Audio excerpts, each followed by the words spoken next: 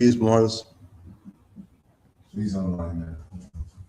Don't plug you out too. Let's go. Let's go. So we just do a little affirmation or prayer. You could partake, or you could.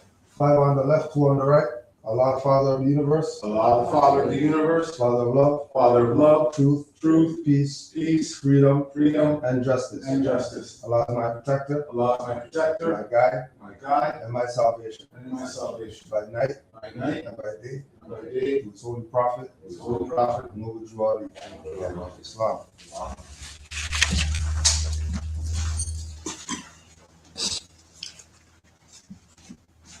Prophet warns all Muslims, governors, ordered to read proclamation at each meeting. I hereby inform all members that they must end all radical, agitating speeches while at work in their homes or on the streets. We are for peace and not destruction.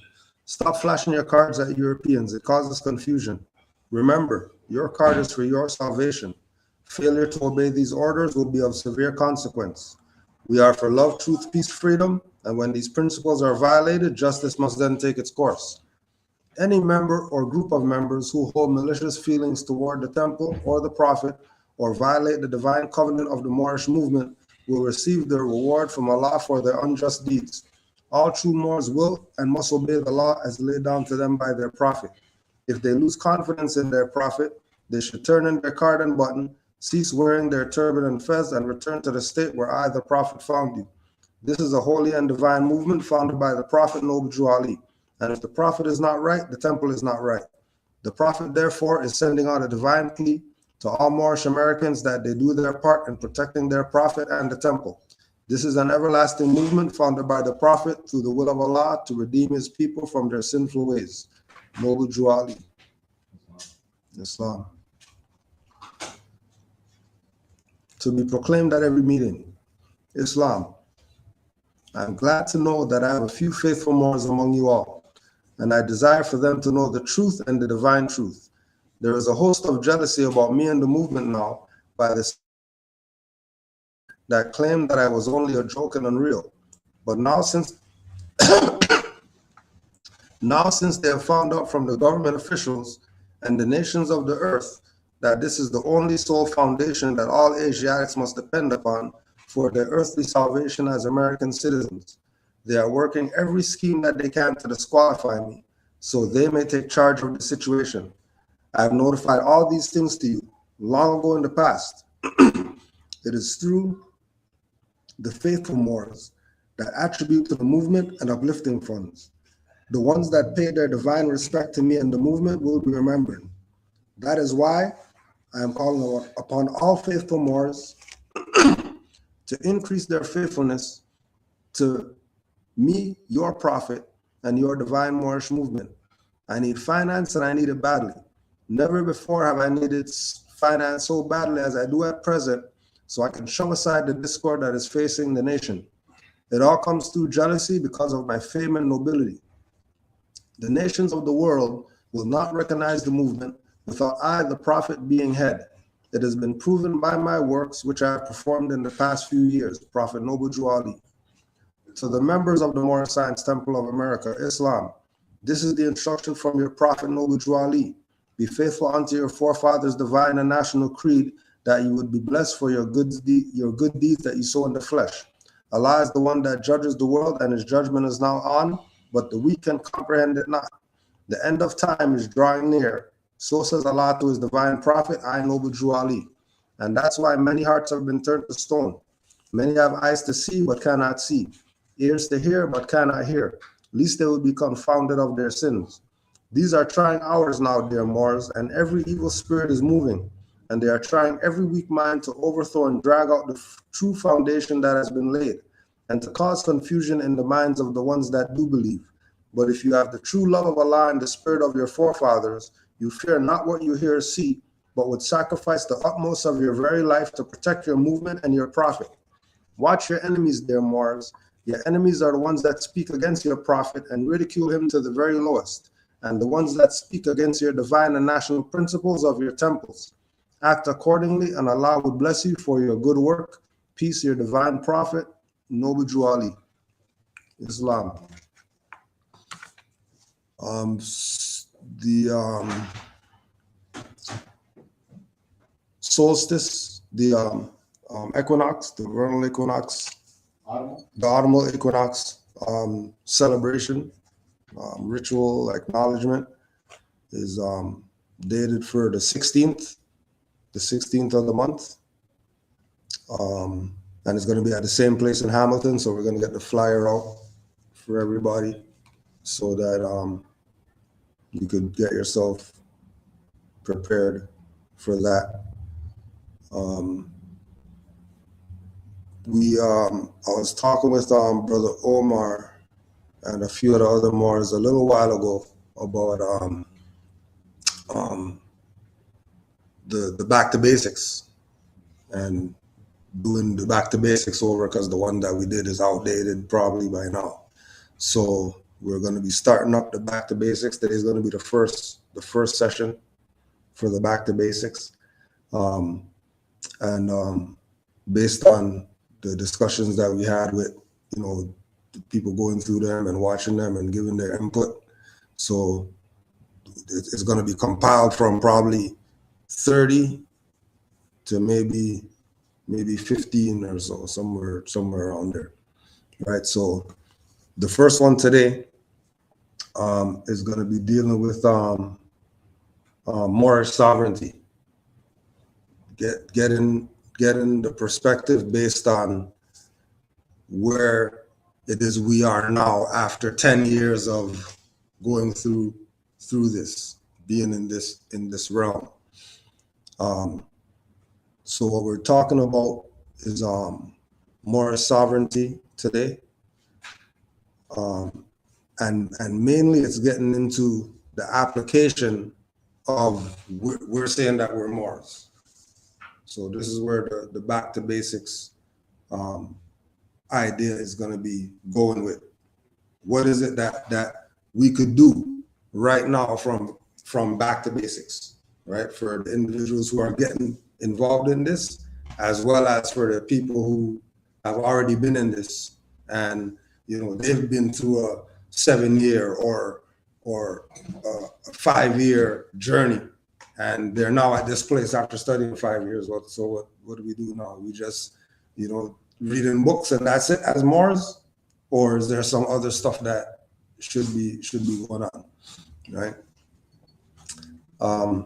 So we're gonna start off with the idea of occupation when we're talking about Moorish sovereignty. So you can't talk about Moorish sovereignty and think just Moors only, because we did our research and Moors are the this and Moors are the that, so that means the Moors are the whatever. It's not like that under occupation. Under occupation, you don't have full access to your sovereignty like how you're espousing, or people are putting out there, making videos or whatever, saying we can do this as Moors and all that stuff. And then 80% of the time, they never did it. That they're saying, we need to do this as Moors, right? There's no example of them doing this thing successfully so that we could say, yes, let's do this as Moors, right? I'm good, Mark. And if they're charging you any money for it, then it's a fraud. Because your sovereignty is free. Right. So if anyone's coming to you saying you got a right to bear arms, give me $500, then it's a fraud. You got a right to travel. Here's $1,500. It's a fraud. So understand. There's no buying sovereignty. The aspect that they start telling you any of this costs any in finance, you know right away it's a fraud. Start looking for something else. So being that we're in this this place of occupation, and we've sort of been biased in our journey with who it is that we learn from, because back then we knew that there were games being played with this information. There's the ability to get it and then it'll change your life, and then there's the ability to get this and this stuff will be the worst thing that ever happened to you, because you listen to some guy over there who said he's the Moorish sovereign commander of something, and then lack of study, other things that go with that, you end up messing yourself up being in this new awakened state, right? So this is from 2013. This is Brother Tashri Bey and Nature El Bey. So this is 2013. Anything that, everything that they deal with them until we get things in order, which we're working towards getting things in order, because actually the cars, the houses, the property should all be in the Moorish Holy Temple of Science, unincorporated. With them until anything that, everything that they deal with them until we get things in order. That was 2013. Until we get things in order, 2013. 2022 now, stuff's still not in order. So you could go on Taj right now and he's saying the same stuff that he just said right here. So stuff's not in order. Why is it not in order? Because we're under occupation. And while we're asleep, while we're Negro, while we're zombie, while we're black, colored, African, whatever, occupation is still occupation going on. They're not changing their name from different stuff or whatever. They're doing occupation still. When we're Trinidadian and Jamaican and Bayesian and Peruvian and all these different things, occupation's occupation. And it's called occupation, and that's all they're going to be doing or whatever like that. They ain't doing anything else. So until we get things in order still applies right now. And we have to accept the realization that our Moorish sovereignty is fragmented. It's what other synonyms? It is incomplete. It's incomplete. It has not reached its full opening or zenith or whatever yet. Right. Whatever. But that doesn't mean that we don't have Moorish sovereignty. That doesn't mean that right to travel doesn't work. That doesn't mean right to bear arms isn't a reality. That doesn't mean that the rights that we're claiming that we have such a hard time exercising and we think we did something wrong, that's not, it's because of occupation. And recognizing that occupation is still going on right now, and occupation will be going on. Because as long as there's Negro, black, colored, or whatever like that, there's going to be somebody for these vampires to feed off of, to stay alive.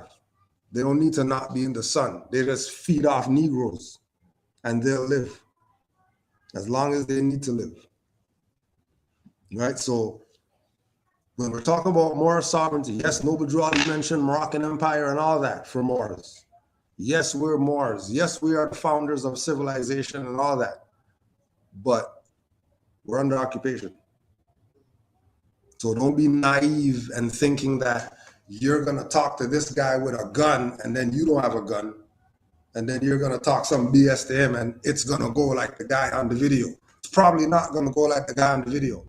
More likely they'll kick your ass or whatever, drag you up and have you sitting in the cell.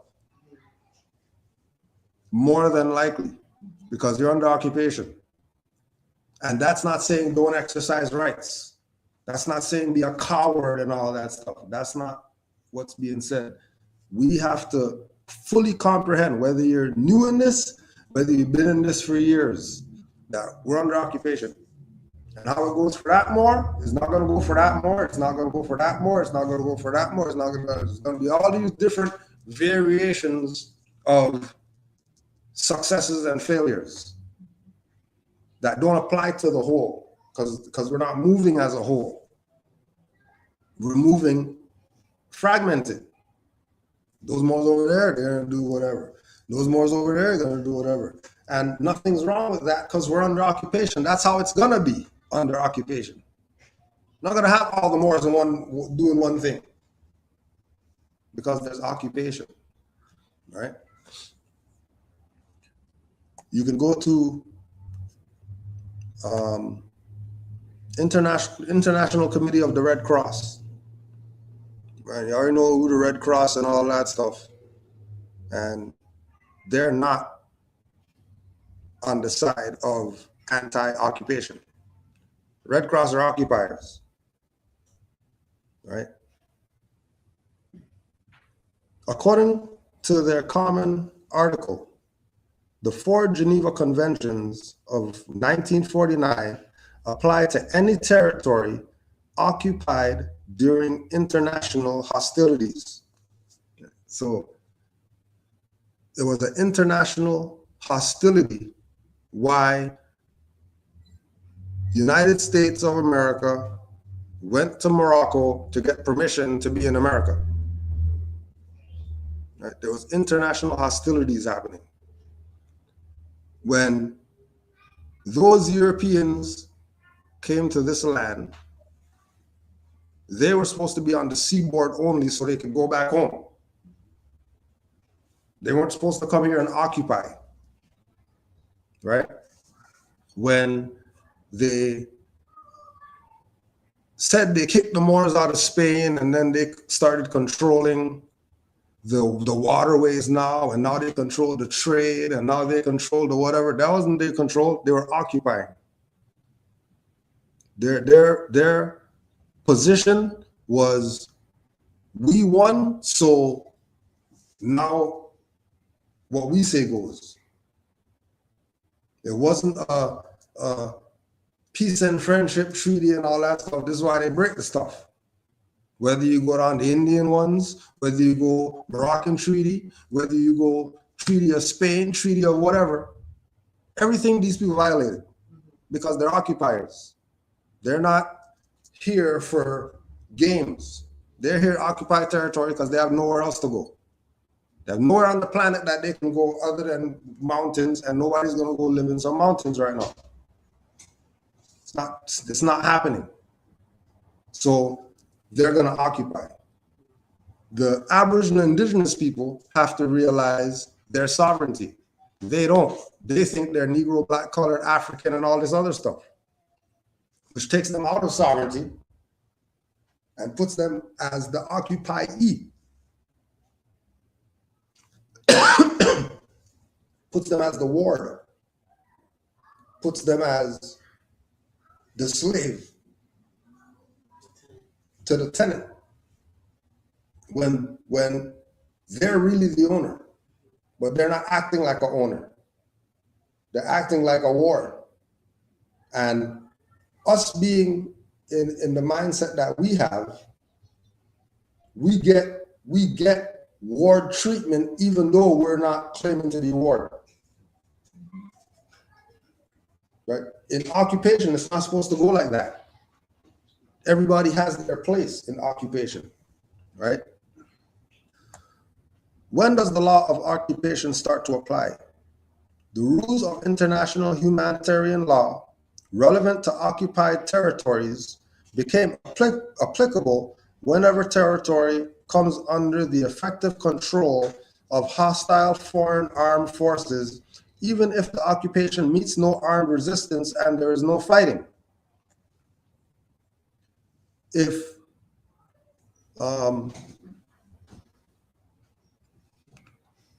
foreigners go to somebody's land and murder everybody and take the land over, isn't that occupation? Isn't that the same stuff that they did to the people on this land? All right, so it's clear that we're under occupation. It's clear. So because we're under occupation, not everything goes. Because our sovereignty is fragmented, everything doesn't apply. Some things only apply in theory. Some things only apply as historical reference point. But everything doesn't apply because, like I was saying in the beginning, as long as we keep switching up or whatever like that, we lose power. They never switch up.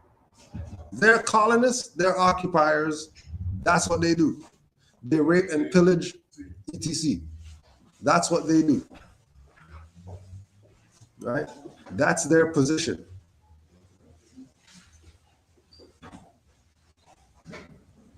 What are the most important principles governing occupation? The main rules of the law applicable in case of occupation state that the occupant does not acquire sovereignty over the territory. The occupant, the individual occupying, does not acquire the sovereignty of the territory that they're occupying. Yeah, it should be open, right? Once they are making the claim that they are occupying and they're a colonist, then they don't have the sovereignty of where they occupy. Now the question is, do they have sovereignty? If they don't have sovereignty over the territory that they're on and saying this is ours now because we won the war. If international law says that they don't acquire sovereignty over the territory because that sovereignty belongs to those indigenous people of that territory, right? The indigenous people not recognizing that they have this quote unquote territory means they don't have any sovereignty, which is why the occupant will say, we're going to start calling stuff provinces and cities and states and all these different things so that they can assume territory. That's not territory, that's paper that they said that this is whatever state or whatever province, whatever city. That's not the territory, that's not the landmass, so they still don't have sovereignty. But once the incompetence is high, then they can assume the sovereignty, just like they assume jurisdiction, and just like they assume everything else that they have. They have to have it in their hand. They just assume that they have it, and then have their people go with the fact that they assume. And then once we agree, then we finalize it. That's us putting the seal on it. That, oh, this is now Ontario.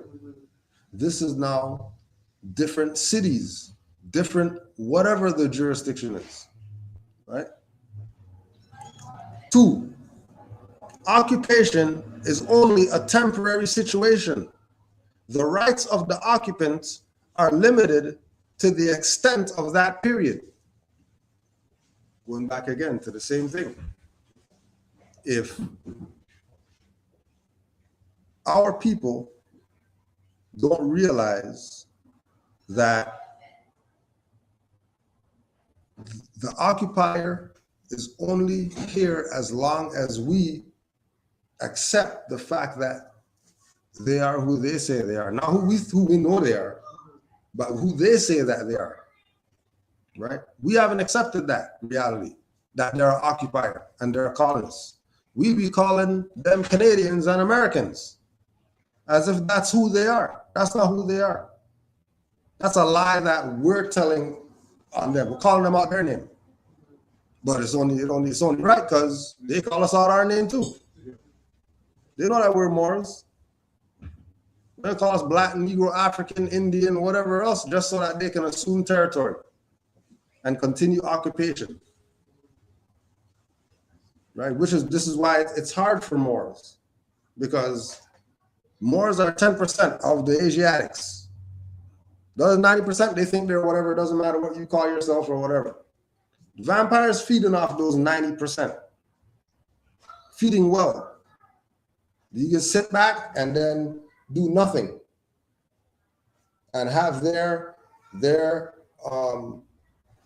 infiltrators be the ones to make sure that we never make it out of this stuff. Which is why it comes into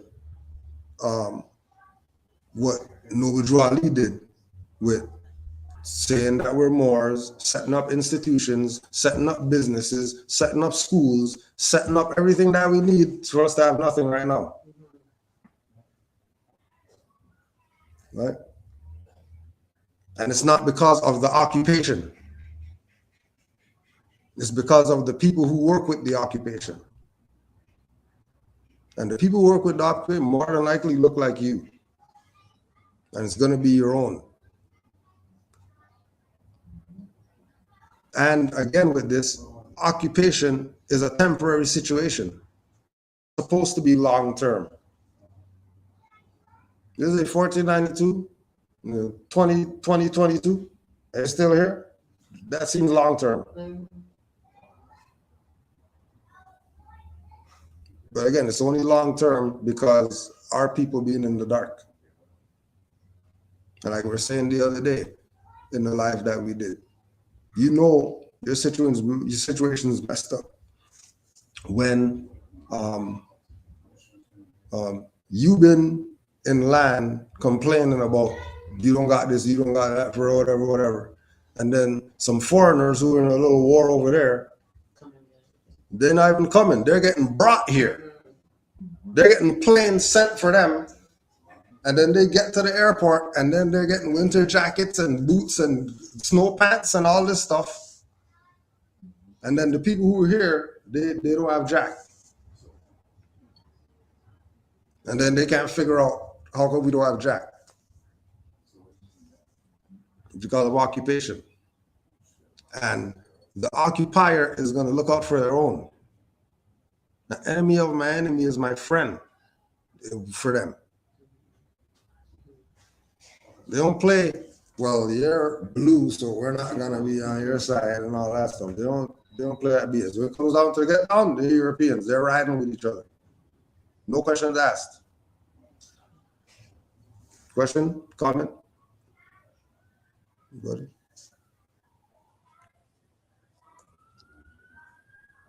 Three, the occupying power must respect the laws in force of the occupied territory unless they constitute a threat to its security or an obstacle to the application of the international law of occupation.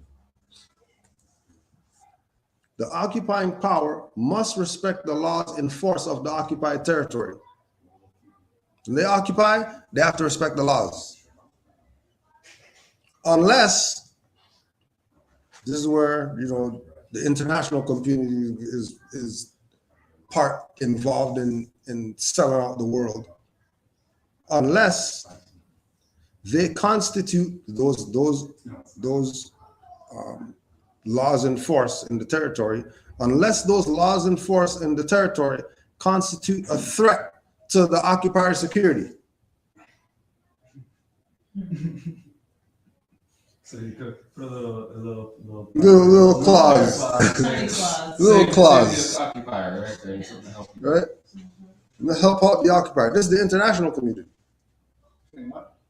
Saying that the occupying power must respect the laws in force in the occupied territory unless they constitute a threat to its security or an obstacle to the application of the international law of occupation. So as soon as the indigenous people say, we have the right to, oh no, sorry, you can't do that, because if you start exercising the right, then that means there's no us. So from the highest level to the lowest level of our exercise of our quote unquote Moorish sovereignty, it's a threat to them. According to international law. This is not according to domestic law. This is according to international law. And again, saying all that, not to say that we don't have the sovereignty, not to say that we can't get our ish together and stuff be done tomorrow. Stuff could be over tomorrow. If our people are really serious about who they say that they're serious about, stuff will be done tomorrow. Right? The occupying power, yeah. Right? The occupying power must take measures to restore and ensure, as far as possible, public order and safety. Now, we've been telling people for years that these occupiers are murdering our people in the street. Isn't that endangering public order and safety? If the people who you're supposed to call are coming to murder you, that should probably let you know something. Why are you calling them still? Why are you still? And then it goes back to the same thing of them sucking off our people. And our people just putting up their neck just to get sucked all the time. Because they don't really, and you know, even Moors don't get it really, that there's occupation going on. All these suits and badges and signs and whatever that you see out there, you think these people are some governmental office of something? No, they're not. They're actually not that. They're an occupier. It's not McDonald's, that's an occupier. Not Monsanto, they're an occupier. They're not who they say they are. We have to recognize that they're not who they've been saying that they are. And wholeheartedly recognize that. This is why the stuff doesn't work the way that it's supposed to work. Because everything is based in this fictional, this illusion. And once you're in the illusion moving around, that's not real. That's a fiction. You're in the bubble. Right? And even Bubble Boy knew who the Moors were and all that stuff. Right? To the fullest extent of the means available to it, the occupying power must ensure sufficient hygiene and public health standards, as well as the provision of food and medical care to the population under occupation. Like, Rome don't do that. right? You're doing the absolute opposite. Absolute opposite. Absolute opposite. Peace, more. Doing the absolute opposite.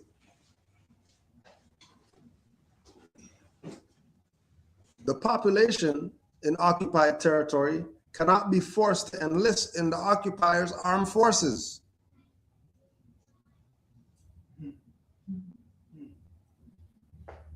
Remember, so all they got to say is army, military, servicemen, and now they're not occupier.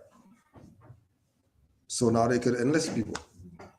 Because they're not saying they're occupier. If they said they're occupier, then everything they're doing is illegal and unlawful.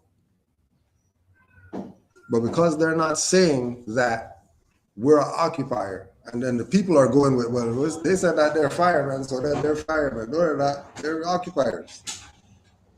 Even if they're doing some good stuff or whatever. Don't get caught up. Don't get caught up. Right. Which we're working towards getting things in order.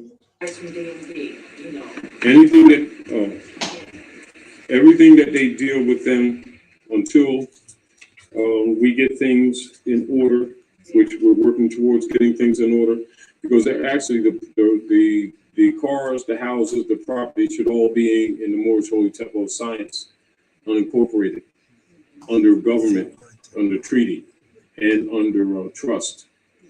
And actually tags should be issued by the government, i.e. by the Moorish Holy Temple of Science. Logically, with the information that we've been dispensing, we're encouraging the honorable Moors to do that. Now, when they're using the DMV tags, we keep in mind that the registration that's there, that the private foreign for-profit religious organization, which the DMV belongs to the Jesuits of Rome, it does. They take the registration and they put their car in their trust. and then they put it on the stock market, and they draw off it on a sister cube trust, which they do with everything concerning the people. So first, people need to understand what's being done to them in the name of law. It's not law, it's human trafficking. Unfortunately, because they're waging war on the people, I don't suggest people do things without being prepared for battle. Because of occupation. We're not the Moors, and then you're gonna go and then they go, oh my God, the Moors, then they fall to their knees and all that stuff. That ain't happening. It's not going down like that. No, don't let anybody try to sell you that it's like that. Oh yeah, we got the right to bear arms, so we're just gonna go out here with arms because we can. Because we're the Moors. Not really. Make them feel like there's a threat, so then they're able to go against your rights, right? Right. I would say, I don't know if it's quite like that, because if you go and apply for a, what do you call it, covered firearms thing, then you could get that. So it's really not about the aspect that you can't do that, it's about the fact that they have legislated it in an aspect of then you having to jump through their hoops and you having to pay for that, for a right that they've now turned into a privilege. So ultimately, on certain aspects, you could get that. But if, let's say, you had done some stuff in the past, like a lot of us here will know that if you get into certain issues with them, they will create policies, or they will create restrictions where you can't carry a firearm for a certain period of time. But outside of that, you could go and apply for your, I can't remember what it is, something, you got your FA, which is your firearm, and you got your, something where you can actually carry handguns around and stuff like that. You can get that, you just have to pay for that. But if you've already been proven, this is where you're correct, and if you've already been proven to be someone who's an SHIT disturber, then we're gonna say to you, you can't have one of those, because we know, What you're up to, yeah. because this is what I know at the end of the day, this little object that they give you that shoots a piece of metal at 800 miles an hour is the end game for them. Though we understand that, even that is limited in its aspects. But they know that the common person right now, if you have one of those, you can change the world with one of those to a certain degree. So that's why that becomes what it is. So it really isn't even the fact that you can't do it. It's the fact that, there are certain other restrictions that are in place there. Right? So, anyways, Yeah, it's not a abridgment. It's not you don't have the right to do it. You don't have the right to do it because you're under occupation. It's not that you don't have the right to do it, right? And just like you're saying that, if you know how to live within contracts, you could go do their contract and go get it, and then not have any issues whatsoever. Even to the point of there's Moors who have passport and license and all that stuff with their free national name on it because they're under occupation. Go ahead. The aspect to me is that we keep, the sense that I'm getting is we keep thinking that the so-called the occupiers' rules or laws somehow we want to negate. We don't understand that if we were in power, for example, in certain countries, you steal something, they're chopping your arm off. We'll hold them to harsher penalties than what they're holding us to. They're chopping your arm off. So the deal being that we also, this is where I think the psychosis comes in, where, and this is, I think someone said it, we are a scavenger people right now. We're desperate and we're looking for some solution, but we're running from the very solution. We're running from the very solution that we should be running towards, which is getting ourselves in order. We're so messed up that we're all over the place. And then really at the end of the day, what it really is about, which is unfortunate, it's about capitulating and following the rules. Because what he doesn't say to you is that Moors are law abiders, not law breakers. Right? Even the so-called laws that the so-called occupiers do, those are our laws that really they're enforcing. But because we have taken ourselves out of that perspective of being part of the human family, we now are trying to pretend like we want to have some weird law that has nothing to do with Moors or them. We want the law, now I want to carry around this gun or I want to drive my vehicle when, first of all, I'm not following by their stuff and I'm not following by my stuff. So that's where this then becomes that other issue, right? To a certain degree. But then it doesn't speak to the issues behind that. Why am I needing to navigate my car? Because I got to go feed my family. Why do I need to have something on me that protects me? Because I'm in danger, right? Those things aren't being looked at, right? So I think they say that you're dealing with the symptoms of the cause. So we're in real problems here, because really, like we say, when we look at the things where, as an example, you have a significant other and you guys are broken up, and Fro was coming after you or something for some money or something. What's the real issue there? That we don't have a ministry that's looking after keeping people together. We don't. First of all, we didn't get together in the right energy to begin with, right? So we're always dealing with the results of the stuff that has been created before that, and then we're looking for redress of that, not the real issue, which is that shit. There should have been someone who came and grabbed me before this happened, and then this wouldn't be there. So that's what, and unfortunately, the issue is too now, we've gotten ourselves so entrenched into these environments, because what I'm saying to all of us, we all need to kind of separate from the communities we're in and go and create the good community. The problem is that, like a vacuum, if we don't have anything to go to, we tend to get sucked back to where we're at, right? Anyways, Any other comments?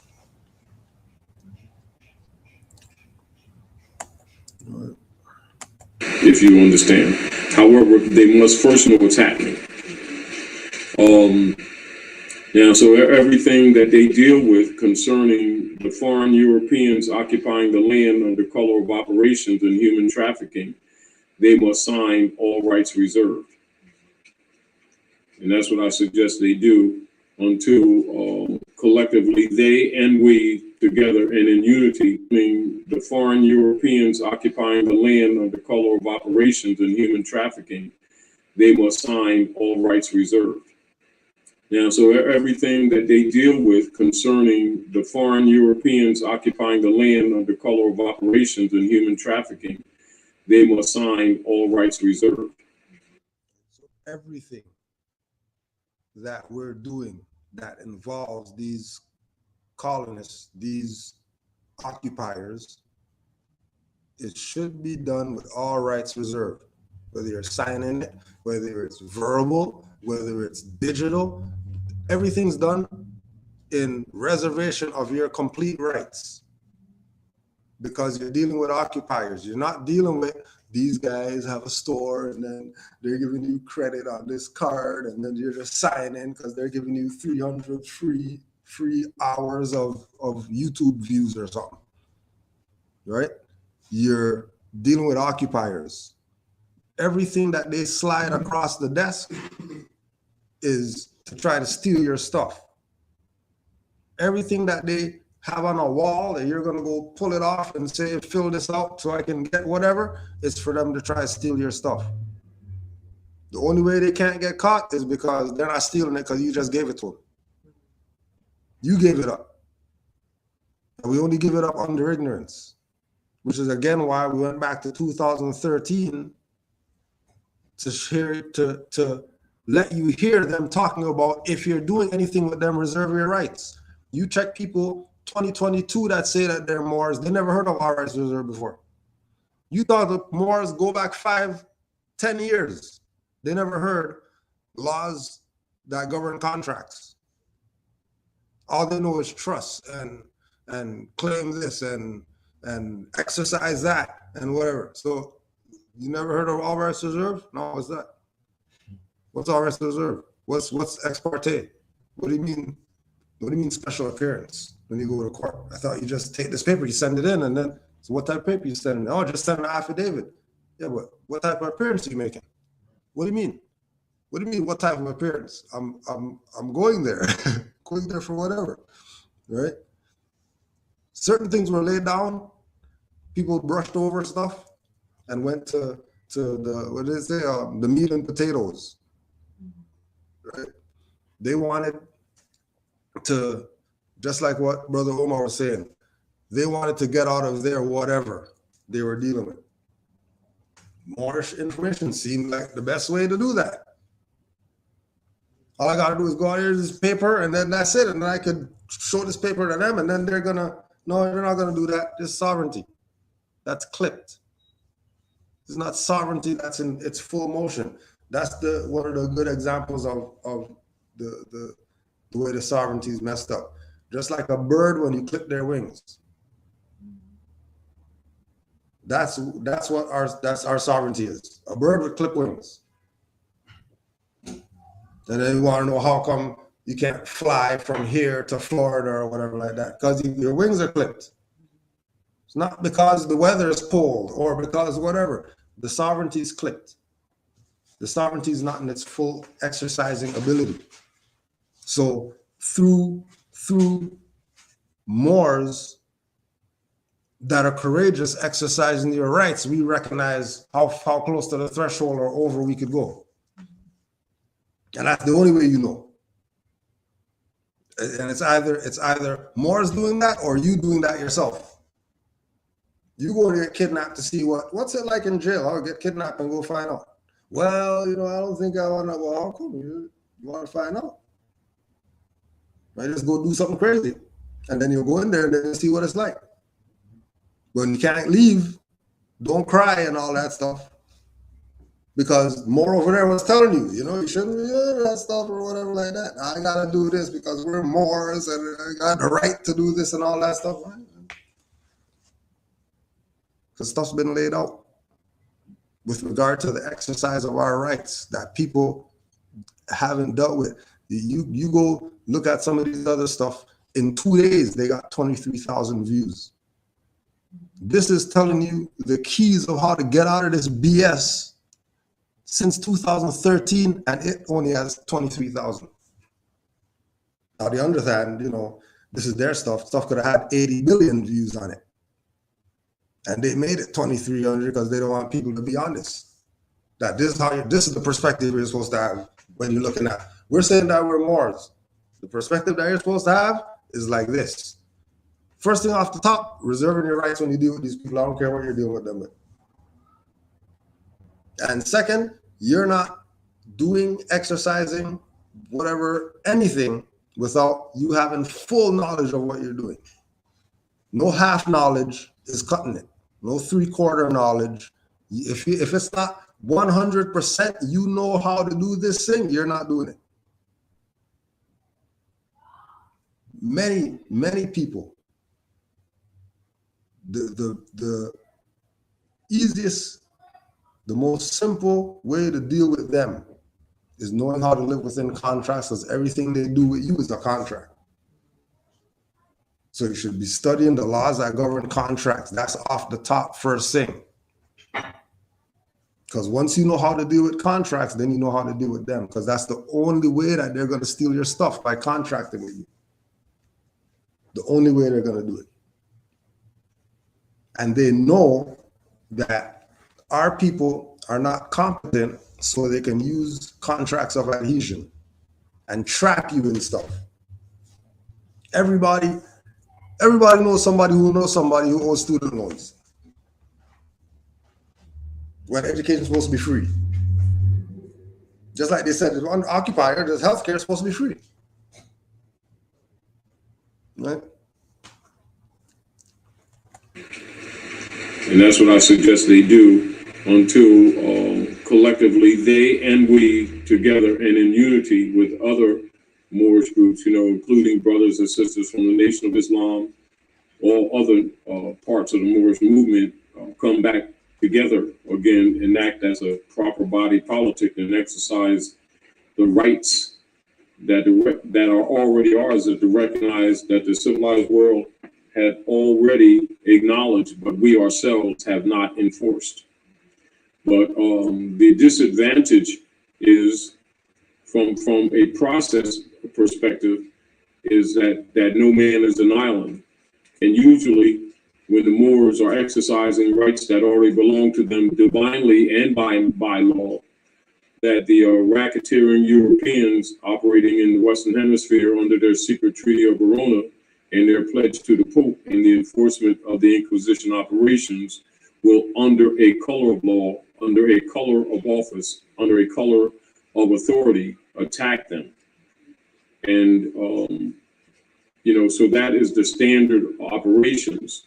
Now, because most of the congressmen are deputy knights for the Popes of Rome and are, in fact, members of the Barristers Association, which you can check in the congressional records, are operative members of the Communist Union, which is their parent body. They're operating under the definitive mission to overthrow the United States Republic and as a counter move against Noble Draw League, so that the people will understand why the opposition is there and that these people are indeed not lawful. That, and of course, you'll find that most of the clerks impersonating judges are contemptuous against the Constitution and are contemptuous against anyone who enforces constitutional law, even though the highest court in the land, Supreme Court of the United States, has always sided with the Moors with their rights to their own tax, their rights to their own property, and their rights to their liberties, etc. Right. So the Supreme Court of the United States acknowledges, recognizes, upholds all the rights that Moors been exercising, whether they did it successfully or they failed. Bottom line is that Supreme Court recognizes the right. So if Supreme Court recognizes the right, it's only because of occupation. Why? They can be so contemptuous. See, you take that fez off and all that stuff. They're supposed to lose their head for that stuff. But they're occupied. They're in the high seat. Again, going back to getting into this information, there should be frequent study of law language so that you know how to deal with them, because they're always dealing in law, the occupier. It might be color, it might be de facto, it might be not legitimate, but they're dealing with law, even if they make it up. They say they made up that law that you can't do this and you can't do that. And then that ends up being put down as the law, when that's not the law. Law's already there. Why you need to make stuff up if this stuff? Well, yeah, because they're occupied. And that's what happens under occupation. So that's why when you hear Morris talk about,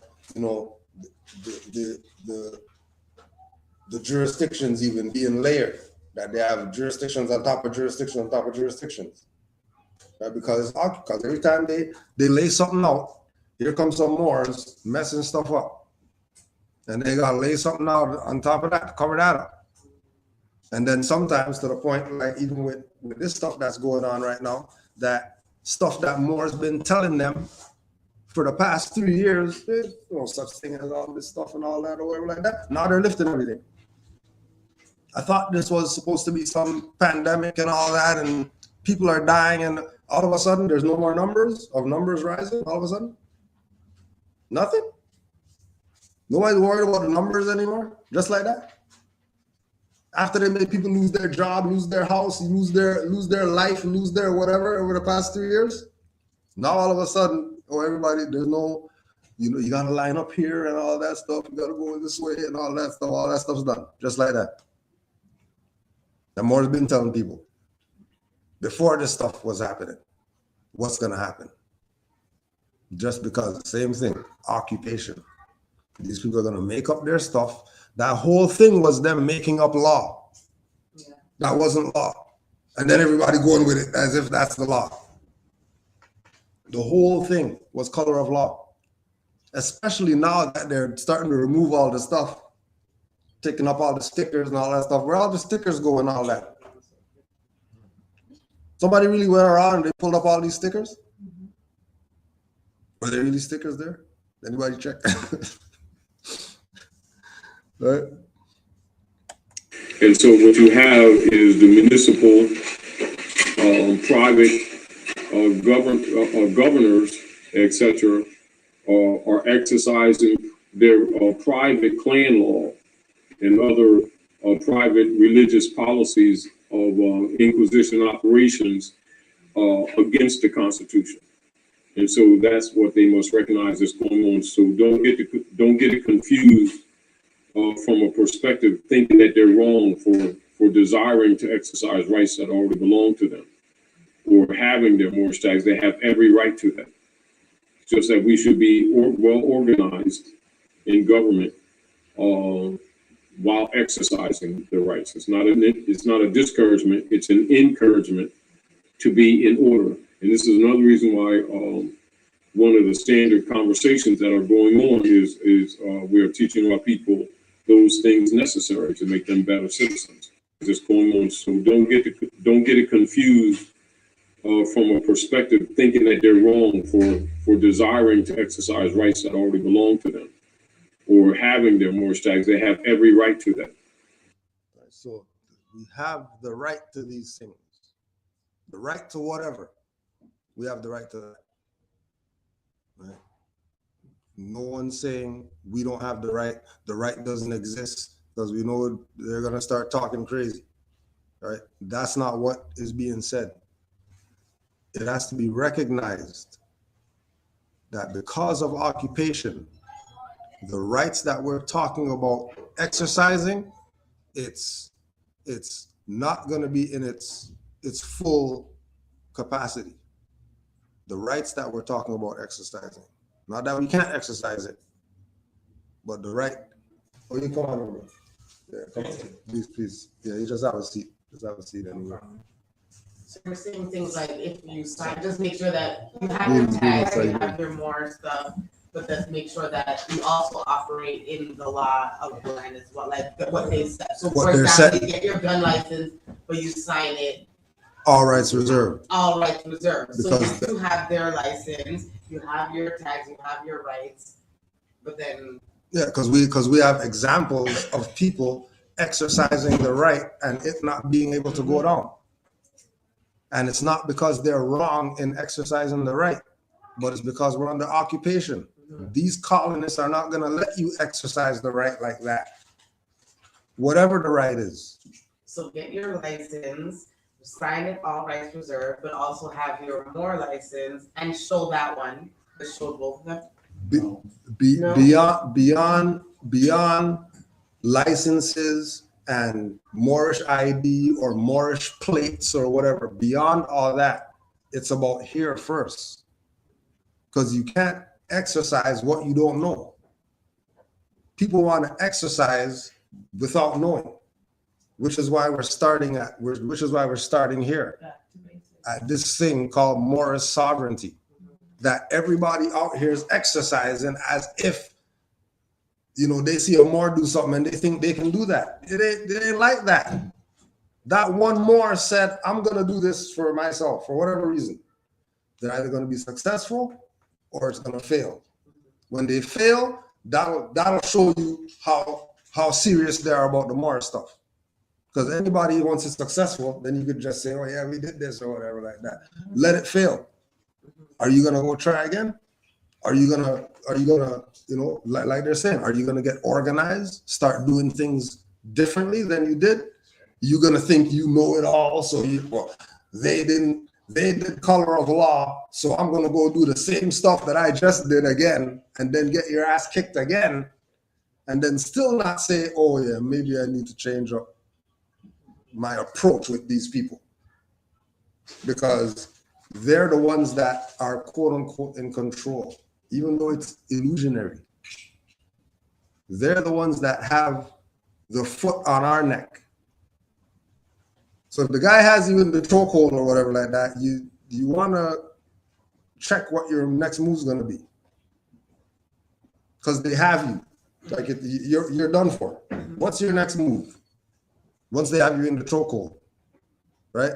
It shouldn't even be getting to the part of you in the chokehold, because you already know that. Once these people are involved, they murder people in the street. So how is it you end up in a chokehold after some people, 400 people got murdered in the street, and now you're in a chokehold with these people? Talk about exercising rights as Moors. They don't care about any of that. They're colonists. They kill buffalo and rivers and all that. Why do you think they're going to care about they murder some people? I was gonna say, what you have to start with is saying to yourself, basically you're saying, starting with that, what it's starting with is your community. So ultimately it would be about creating your Moorish community, like I was talking to Kuja about this. You have a Chinatown down there. They have Chinese, what do you call it? Your member of parliament, your Chinese mayor. You have all these people. What they do is they create the community, and then they establish what they want in that.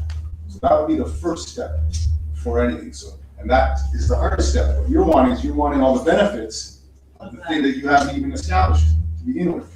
So unfortunately, the hardest step to this is erasing all of this stuff that we have here.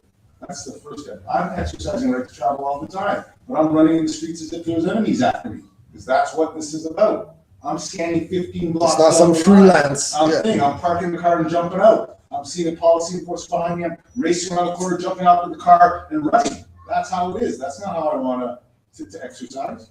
So why haven't these things been done? Why is there no Well, why haven't they? more representatives? The question is more to you. communities? The question is to you. Why? I'm here. I'm here. Well, So I'm asking. That's the point, that's his point. So, no, but the point being more than that is that we as a community, it's really about community first, because if you look around there, every other community, I was talking to this more about this the other day. Jolabia, if anyone knows that chicken place, right? When they opened up here, they had lined up for 4 days. Oh, That was Filipinos lined up for 4 days. Oh, Jollibee. Jollibee. Okay. I'm saying that was community Yeah, exactly. exercising their sovereignty on a chicken place. But people missed it because there's other people lining up. Mhm. So they don't even connect that that's a national thing that they're doing. That's not a McDonald's opening or something like that. That's some other country Mhm. stuff here, establishing their spot here because they have so many people here. It's happening in Ukraine, and then going on the news and be like, this is not regular people. These are So people that what? look like us. So you think about this too, exactly. So you think about this too, right? The Ukraine thing. What do you see here? Everyone driving with their flags around here. What do Exactly. you see happening here now? You call it the thing. They've got an emergency order. That means Ukrainians. Really, to me, that was their scam to get Ukrainians over here. Exactly. So you say exactly, but then we're here and I see you're Jamaicans. So what do we do with Jamaicans? We ain't got nothing except Caravana, and that Caravana ain't even Jamaican. Exactly. So we just got to go this year. No, but I'm saying to you that ultimately we keep looking at this stuff, but then we don't connect with this is what we have to do. Because then out of your mouth, you're saying, so I get my Moorish license and my thing license. It's not wrong from perspective, but I'm saying none of that is going to be respected until It's we have the organized. community- until we have the community behind it. So that's all I'm saying. And really what I would say for right now, this is why we come full circle, is it's really, because what I realize is in a sense, though it's been our path as well, we have misled. We've been misled, this has been the process. The process is to follow, to toe the company line until you get your SHIT together. The problem is that 90% of us aren't coming to this until there's a problem. And then we're looking for a solution from a problem that we didn't lay down and fix to begin with. Right. And that starts at home with our families first. Right? It's a terrible thing, and that's the problem. That we as a community of people, we weren't loving and respecting our women to begin with.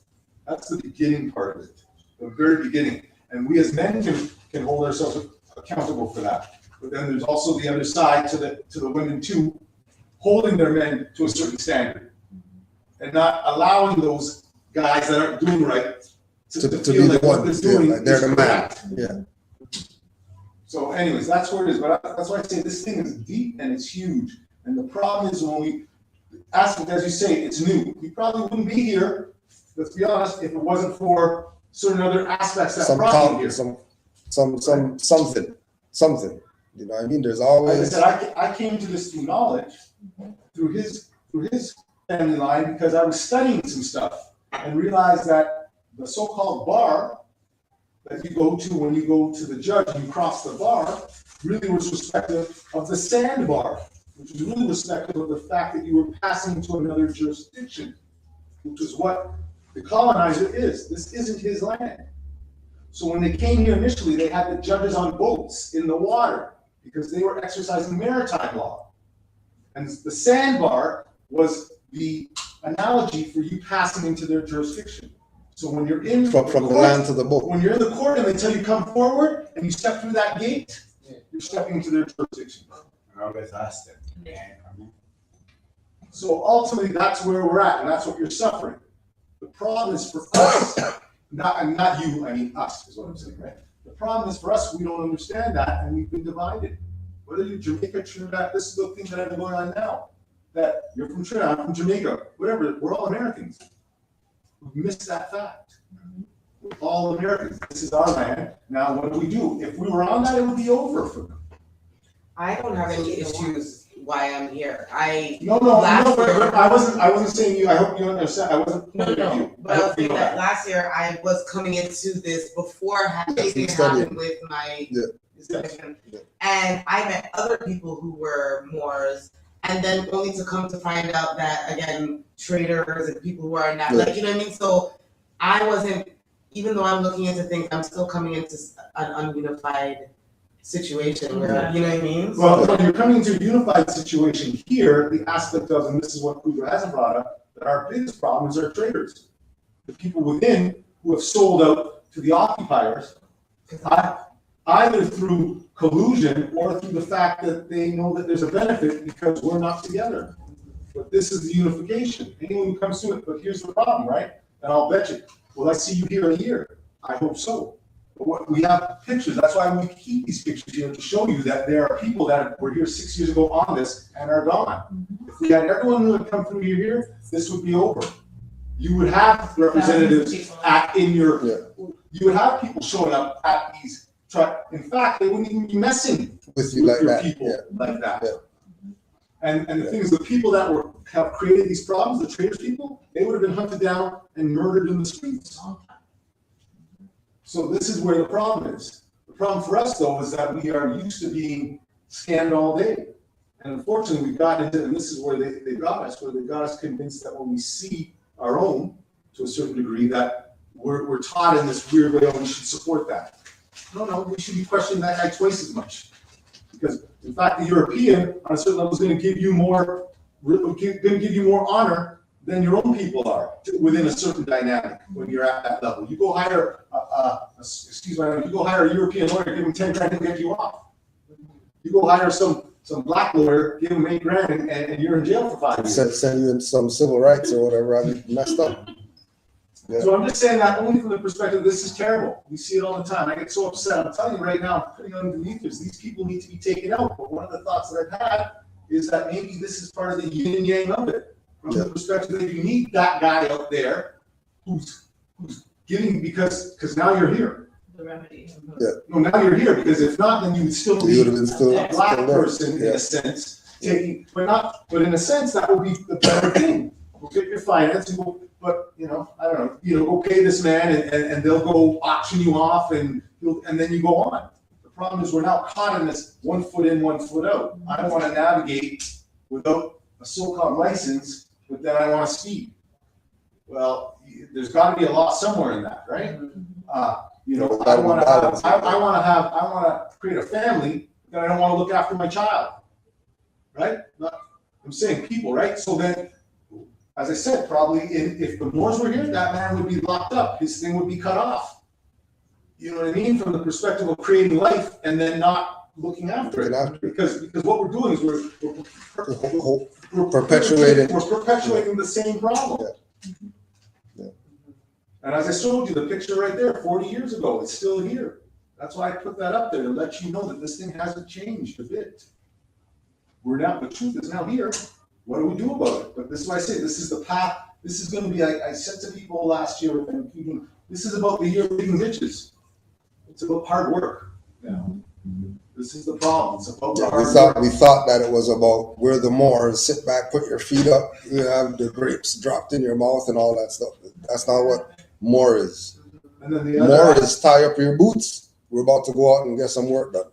And then the other aspect of it, I was reading some other stuff, it's about the self-medicating that we do for the trauma, right? Sit down, smoke a spliff on a day and then try and get some work done.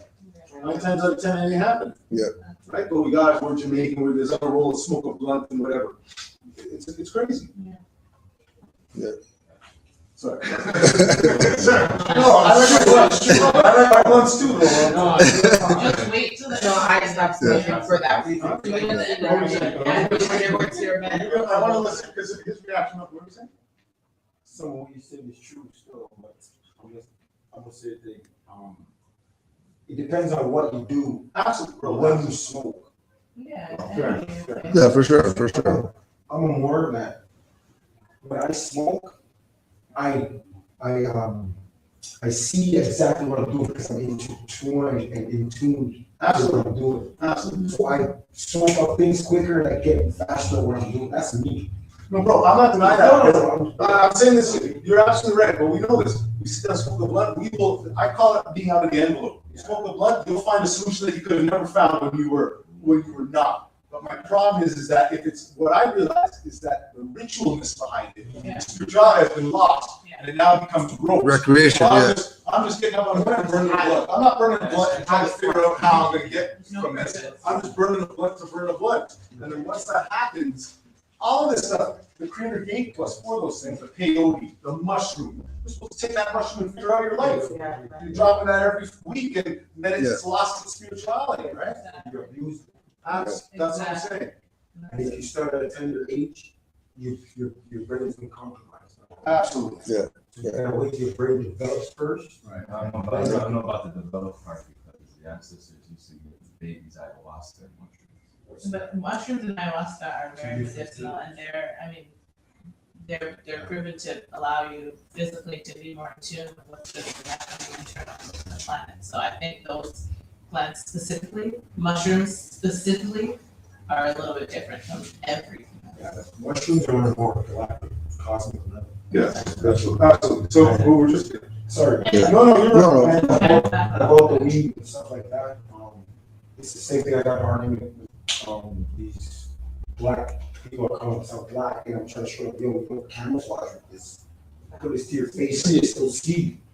They call me white, right, the Caucasian white, I'm like, bro, this is white. Yeah. The Caucasian camouflage with this? Absolutely. No, and he's trying to ask me, okay, what's the difference between CBD and THC? I'm like, bro, CBD is more medical.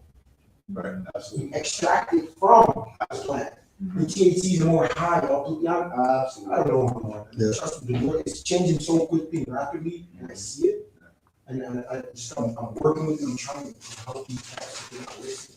But that's Offering yeah. information from all these different random sources, conversation, common knowledge. That's the widest ship anybody's ever been on ever, you know? So they're absorbing all this information from all of these different sources, and just nobody studies, nobody actually picks up a book or has a debate or has an intellectual conversation to recognize whether or not that information that they're receiving is actually aligned with truth. So they don't have that process of discernment, and so they just take it verbatim and, oh, okay, and then they just run with it. And then you have big dummies, it's just bumper cars of fools running around bumping into each other. Shadow work. Exactly. But I want to say this, and I think we have to remember this. When he talks about occupation, what we're missing is the aspect that we are in a place right now where our warriors, both masculine and feminine, we're at a state where we haven't been given the time. The prophet said a beggar nation can never attain its highest level of spirituality. We don't have the time. We have yet to have the time to sit down for, certain Europeans will go on a sabbatical for a year. Yeah. You know what I mean? They'll just get up and go travel the east Travel for the- a year. Backpacking or whatever. Every weekend they're at the cottage, So you go know, to we're the cottage for a not. month and just chill. The problem is that we haven't gotten there yet. So there's a certain level for us that we have to have compassion for them, but we can offer to them, but then the work is for us to do. Right? Yeah.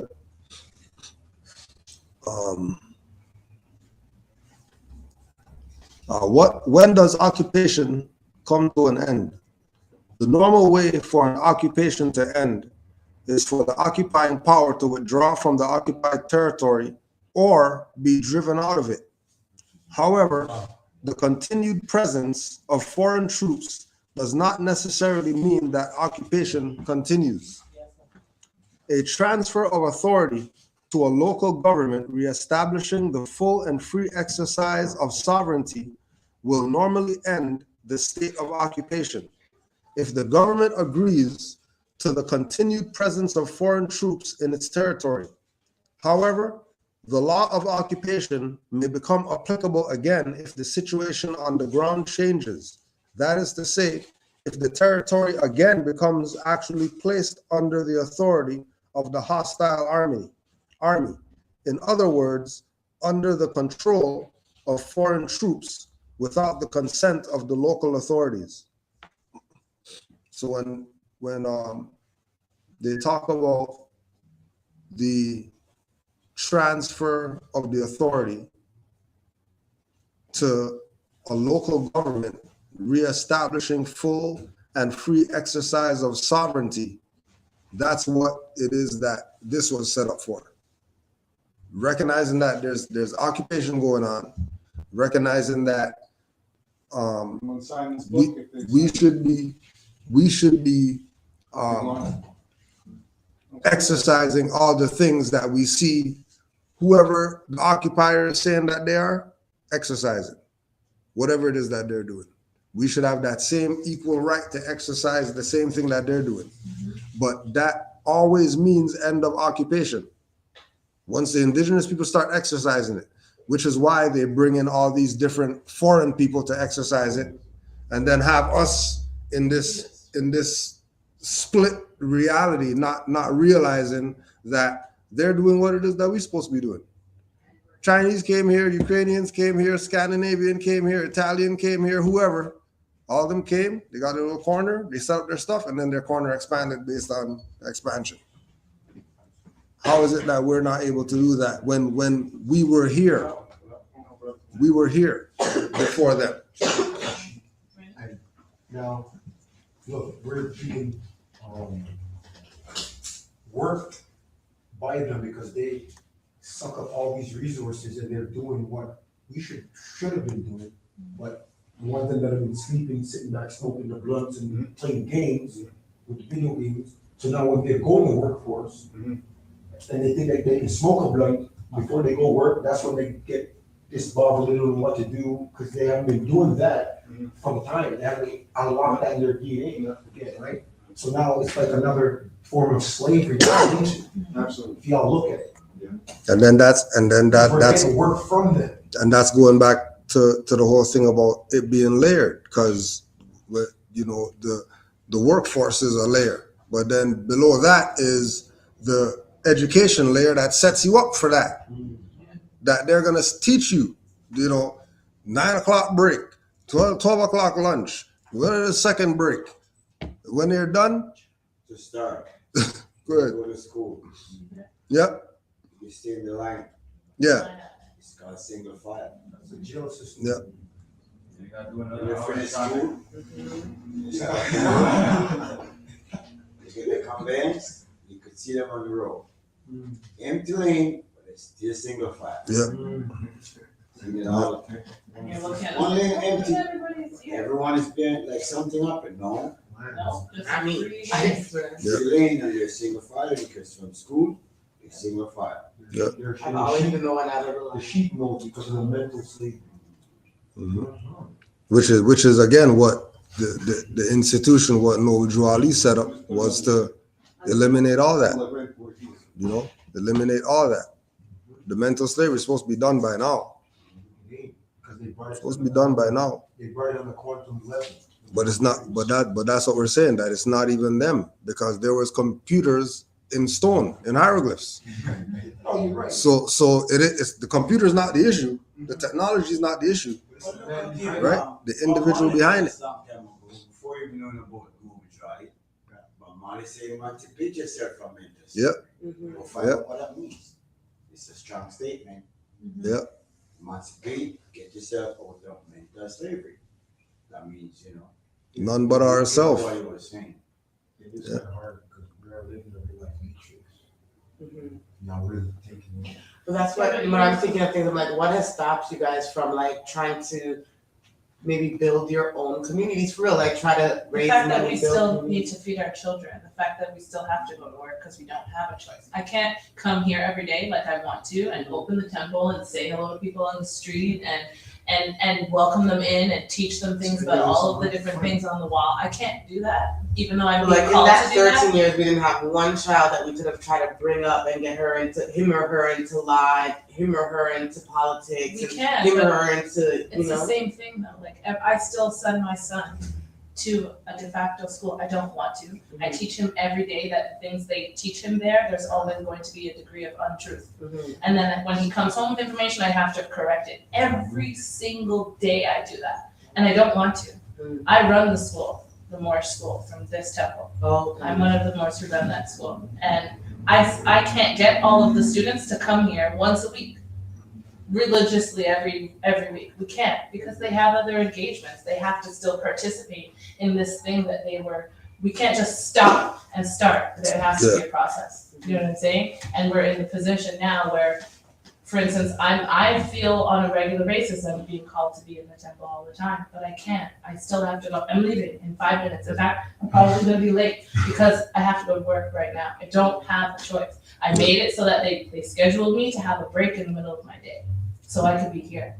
I have to make special arrangements to be here. No one's paying me to run the school. Not that I expect it or want it, but I can't fulfill my responsibilities as an individual and still offer my time here the way that I will to. That's why. No, and that's the With that, I'm saying peace. Peace, yeah. Islam, peace. So Right? one thing before you start. Yeah. We said about the computers when that stuff that was created by us a long time ancient days.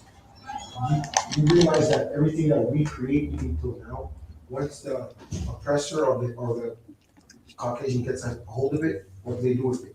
They enhance it. Okay? So mental slavery is always gonna be there unless we take back our technologies. Well, I would say this, I'm only gonna say this, I don't think that they take anything. The issue is that still yet again, we don't have the aspect of building our community. I mean, I look at things, look at the NBA, look at the music industry. You control all of anything that is sort of there for the spirit and the soul at a certain level. Yet you've got the European above that, who's then sucking off of all of that energy. The amount of money that those things bring in. So it's really not, they're not perfecting anything. They can't. We're it. Even the European is our mutated albino offspring. So the deal really being for us is how do we keep that within? What is it? It has, I look at certain aspects like gangs in our, those things are at least along some of the lines that we need to kind of espouse, which is, we're the Bloods and the so-called Bloods and the Crips. It's, I'm looking after my blood. I'm looking after my Crip. We don't have that yet when we're out there because they've also dismantled that, because below the education system, which you didn't bring up, was the family system, right? Which was then destroyed around our age when it was just granny at the home. Now both mom and dad are gone, and so you got nothing. But at least back around my generation, granny was at least there, which was the matriarch, and she was at least holding you to it. And the aspect that you're talking about having one person that we could have brought up in this, we do have people, Hannibal Bay and certain of these people that came up as Moors, but without the community around it, that's just one man. This thing's never about one person. One person can lead it, but we have to have the community, we have to have the sheep behind it, right? Behind the shepherd. I mean, that's why he's playing Taj. A lot of us are here because of Taj. Yeah. To a real certain degree. KRS-One.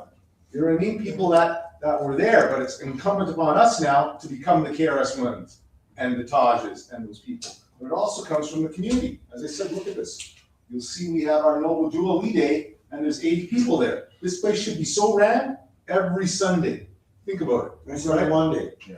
And from a certain perspective, she's talking about the aspect that, she's gotten her work to let her off. At the end of the day, what happens is over attrition, I'm just finding work that I don't work on Sunday.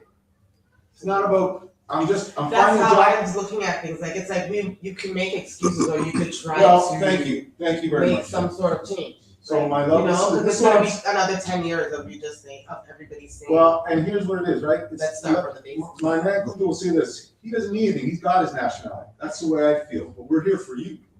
How do we help you out, right? We don't have that thing set up enough. How do we help, you know, the situation you're in? We don't have that because ultimately the rest of us aren't pulling in. And maybe using the same people who are using these things, like, for example, there's a lot of people in the jails who are leaders in their jail community or in their neighborhoods to a certain extent, and they know that there's certain things that, you know, there's certain benefits from being able to be empowered by these things. Yeah. Using them to try to be the leaders Well, and try to. fair enough, but You I'll know. just interrupt again, the problem is with a lot of that, it's the higher standard stuff, which means that when you get out, you gotta look after your child. You don't go and lay down with another person and have another child with another person. That's where it starts. You got someone that you're with who has got 2 or 3 children from two or three different situations, that's a problem. That's the very beginning of it, right there. The fact that you're out drinking and drugging every Friday and Saturday, that's the problem there, right? So those are the things that we don't wanna look at, right? Because, you know, that man will come out and he'll be slinging whatever he's doing again to make his dollar, to do his hustle, right? At the end of the day, it's about a different way of living. That's what I realized. It's actually about being better than them. And the shit that they're talking about ain't that bad. The problem is that they have set it up that you don't have the opportunity to get anything. The only way, I remember coming out of high school, the only way I was gonna maybe do a little slinging to get some stuff. But then at the end of the day, that's been set up so that you then go extract the finance out of the neighborhood and then they arrest you. And then they take that, now you got a record, now you can't travel around, and so on and so on. If I had stuck my nose in that book and become, like you're saying, that lawyer, the problem is that when I become that lawyer, I've sold out to being a lawyer. So the other problem to that is now I've sold out to the whole lawyer part, so I can't come back. So you really gotta be a free radical within that aspect of it. Right, so this is where that problem happens, and especially people that have been institutionalized, the same way he's talking about lining up in a line, the jails are the worst place for that. Because now you got a guy who's come out and he's been institutionalized. So in a lot of that cases, the way they deal with things is very cut or dry, right? And they want you to be violent. That's the next step that they want. They definitely want you picking up arms and picking up stuff, because then they can say, here's a guy that we gotta put down. The way to beat them is through their brains and through your pen. And then really, it's about not even being there. Strike the sword. Yes, absolutely. You know what it is? It's finding here's the real deal. It's finding your ass inside when it gets dark. No offense, it's finding your ass inside when it gets dark. Not at the club, not out in the streets. Being inside at dark and coming out in the day. You know this. You turn on the TV every day. Are the shootings happening during the day for the most part? Not really. Sometimes now, but really, it's coming out of the clubs, and it's the dope deals that are happening in the dark. Tell me if I'm wrong. No, but I mean, we're talking like that. Yeah, I know. I mean, anyways, I don't know. I get frustrated because, you know, it's all there for us. The problem is that we've been so damaged. We've been so occupied. We've been so occupied and it's not even that long. It's generational. We've been occupied for this generation and the one before us. And we don't really see, because we also don't have the opportunities to get ahead, because definitely they're setting that up. And then for our empresses, for the most part, I'll be honest with you, most of them have offspring. So like she's saying, she's caught. She wants to run the school in a sense, but she's got to be somewhere else, right? Where's the man? I mean, no one wants that. And then people get mad at Omar. Omar's bringing, anyways.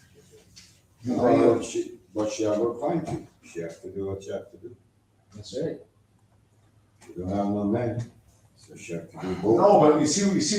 But so I'll say, but what? Yeah. How's this? But what? How about this? Maybe I make sure that the guy I'm lying down with is gonna be there. Sometimes you guys are massive. You can't make sure of that? Yeah. And sometimes they're not even going for it. There you go. But they're still out there doing work. There you go. Well, guess what? That's where the trouble is, right? We've been in trouble. Been in That's trouble. when you think back to what you said earlier. You have to know the books before you like them out. Absolutely. know what I said? This is my attitude. I said this to one of the ladies. I said you lie down with the dog, you're gonna get fleas. More than anything else. I'm like, what were you teaching this boy? Like, he doesn't have any respect for females at all. Why is that? And it must start with you. Yeah. Absolutely. So you see what I'm saying, sisters, though? But this is the problem, though, because also and again, you gotta remember, we are like who we are before we get to this point. Now we get to this point to know who we are and who we're supposed to be. We got a lot of garbage carrying, bro. Yeah. We ain't gonna ditch off like that. Well, when's it gonna start? It's the day to day. Every day you try to ditch So them. guess what? So then we At the draw. same time, when you try to ditch them, just like you said, gotta go to work. Well, then, hey, guess what? Then There's this is always something. This is There's bound always to something. continue then with that kind of response. is what I'm That's saying. how I feel looking at it. It's bound to If we even continue. You make gotta our draw a line in the excuses, sand. Yeah, but that's what we're saying, that I don't understand. it's on the individual. You know what I'm saying? Unconscious, no. We do, but you have We do know unconscious. ourselves. We do ourselves. You have Not every, unconscious. not every No, black no, man. no. A lot of No, them know it, absolutely, but they're brother. denial. I Brother. don't know if I know that's exactly what it is. Absolutely. That's what I'm trying to say too. Brother, I'm saying that they're in denial. It's so true, because even if I really ask my kid's dad what's going on, he can tell Sorry, I me want to hear you. Sorry, Just doesn't sister, want to what tell me. were you saying? that these men are really in denial, and they know their self, they know it's in their self they're suffering from, like low self-esteem Guess why that and is? all of these Guess things. why that is? Because their poor mother Exactly. was left too. So that was passed on to, well, Sometimes. sometimes. Sometimes Sometimes, how's this? I go around the room and I say, how many of us came from broken family? How many? How many? That's what it is too, man. I think it's true. You have to put some- That's it. Well, we didn't keep our hands up, but I'm just saying. That's That's a Rolling Stone. My dad was a good man. No, but were your mom and dad together through it They all? were married and they were together. My mom was sick in the hospital. My dad stuck with her the whole time she was in the hospital. Right. My dad put my mom through law school. Right? My brother's a great man who's with his wife right now. So watch, and out of the 10 people here, how many other people is that story?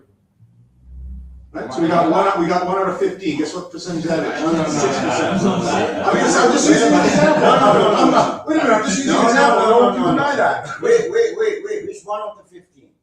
My mother and father have 12 of us. I find it strange because a lot of Asian families, once they're in Jamaica, they're together and they are with their My mother wife. never been with nobody else until she died. Right? So it's not. And a lot of Jamaican men take care of their kids, even though there's a propaganda out there that they don't. If you go to Jamaica every day after school, you see these men walking their kids, Same mom. and it's mostly men. And they So stay if together. you go down there and you see, but we have You this see thing where what- it's like, it's been. That's right. So you can't just That's find not children, female, Exactly. because everybody cares about them. The massive. And that's not true. And that, That's just studies hold on, that- one sec. Let's have one conversation so we could hear everybody. What did you say about the imbalance? No, I'm saying the massive, Yeah, not balance, don't know themselves. Yeah. That's why we're here trying to pull together. figure this stuff out. They don't know themselves. That's where common sense kicks in. Not We everybody. have people put Okay. statistics on television, Wait, and we just believe the numbers. So don't even touch that topic. You cannot teach But that. you said You the can't teach masses them. of us are like that. You're trying to say all of us, right? No, how am I gonna say that, bro? But basically, that's what you're saying. Not basically, I said. In other words, a bigger portion.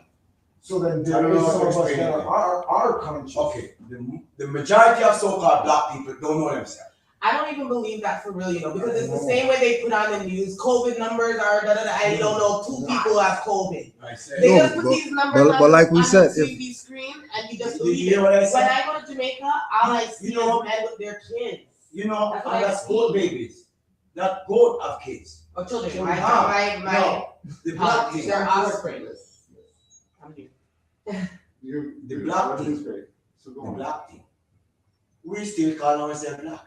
That means that we don't even start to know ourselves.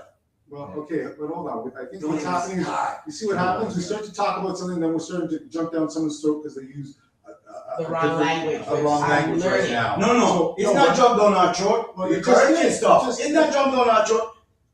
And just correct you, baby. Yes. Did I jump down your throat? No, I don't believe so. Ah, why you say that? Well, I Because understand what she you're said, she saying. said I'm new, and but the I'm language not that she new was, to the the news language today. that she was Teach them. using, but what was the point that she was But you making? do understand what I'm saying. Right, we I lost know the that's point, what I'm we lost the point in her language. I actually saw this in a dream. All of this whole Deja argument. vu. Yeah. Well, so now what does that say to you? How did that dream end? It was exactly about all of this. It was about somebody jumping down my throat, and me overstanding, like how the people of my culture speak, and not really feeling offended, but understanding where you're coming from. So I remember all of this.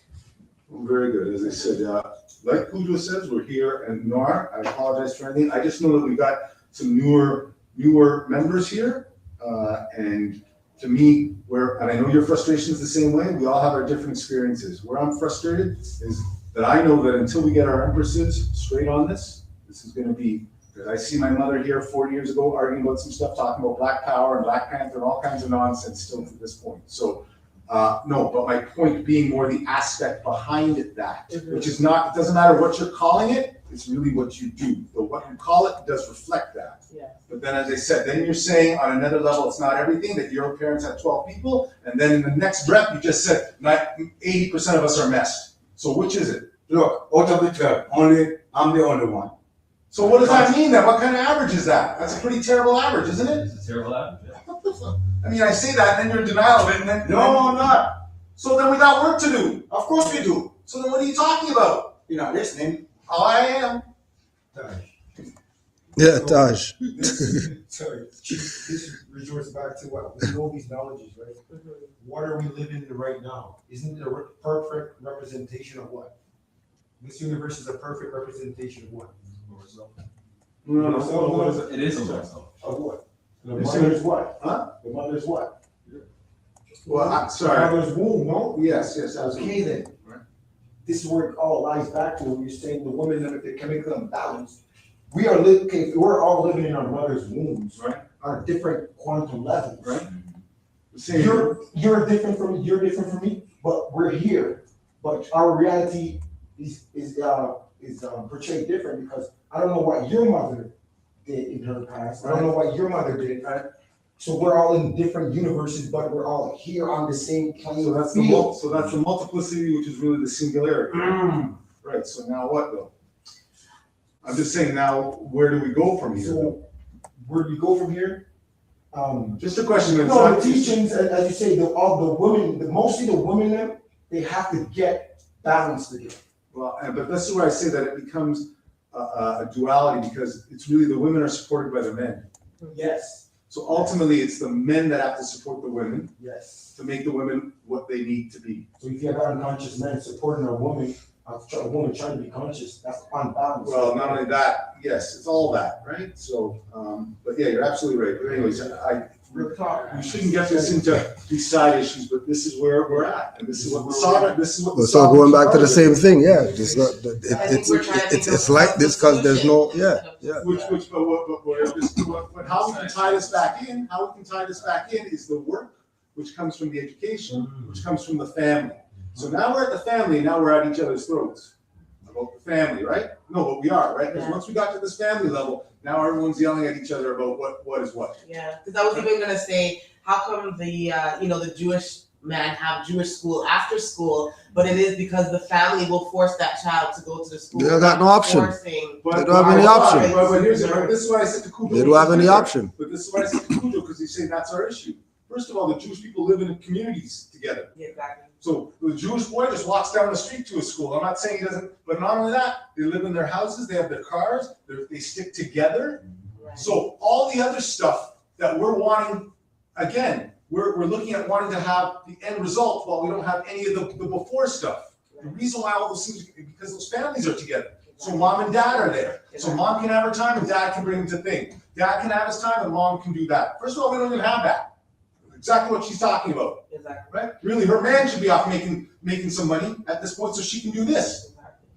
But no, I'm saying we're starting off right from there. So when we look to everyone else and then we're putting blame on ourselves, the blame is starting because we haven't started off correctly. But some of these communities in the men, they have more than one wife. Yeah, but guess what? In those communities, that stuff is manifesting its proper because the women were teaching the children that they have back it. Right, with whatever. And right? The women all get together, they're all back, They right? know So, themselves. But we've been programmed for what? One wife, one, I'm not saying, and I was agreeing with We've you. not been programmed with community, like to work as a team. By the television, by the music, Beyonce, like I'm just saying that Beyonce, independent women, ladies, like you're throwing the man underneath the rug, you're sweeping him out. And once the man is out of the household, that's when the oppressor can come in and say, come, I got you, lady. Boom, the children, if they're giving problems, I'm gonna sweep them from you, and they end up in the system. Right. That's it. And then So as I said, we can look to those other communities, but what I would say is this, what we should really be doing is we should be looking within our community to see what we need to do to make this better, right? To change this. We have to work as a community. Yeah. Even if we don't have multiple wives or whatever, the community is working together. As you said, we have to build that structure. But then now we need honesty between man and woman. There's no honesty. A man can have another woman. Are you being let me choose? Are you being honest with me? Are we working as a community? Is this girl calling me and stressing me out? Am I calling her and stressing her out? You know what I mean? Oh my God, sorry. Can I say something though? Like, Sure, Remy. Go right, let's hear it.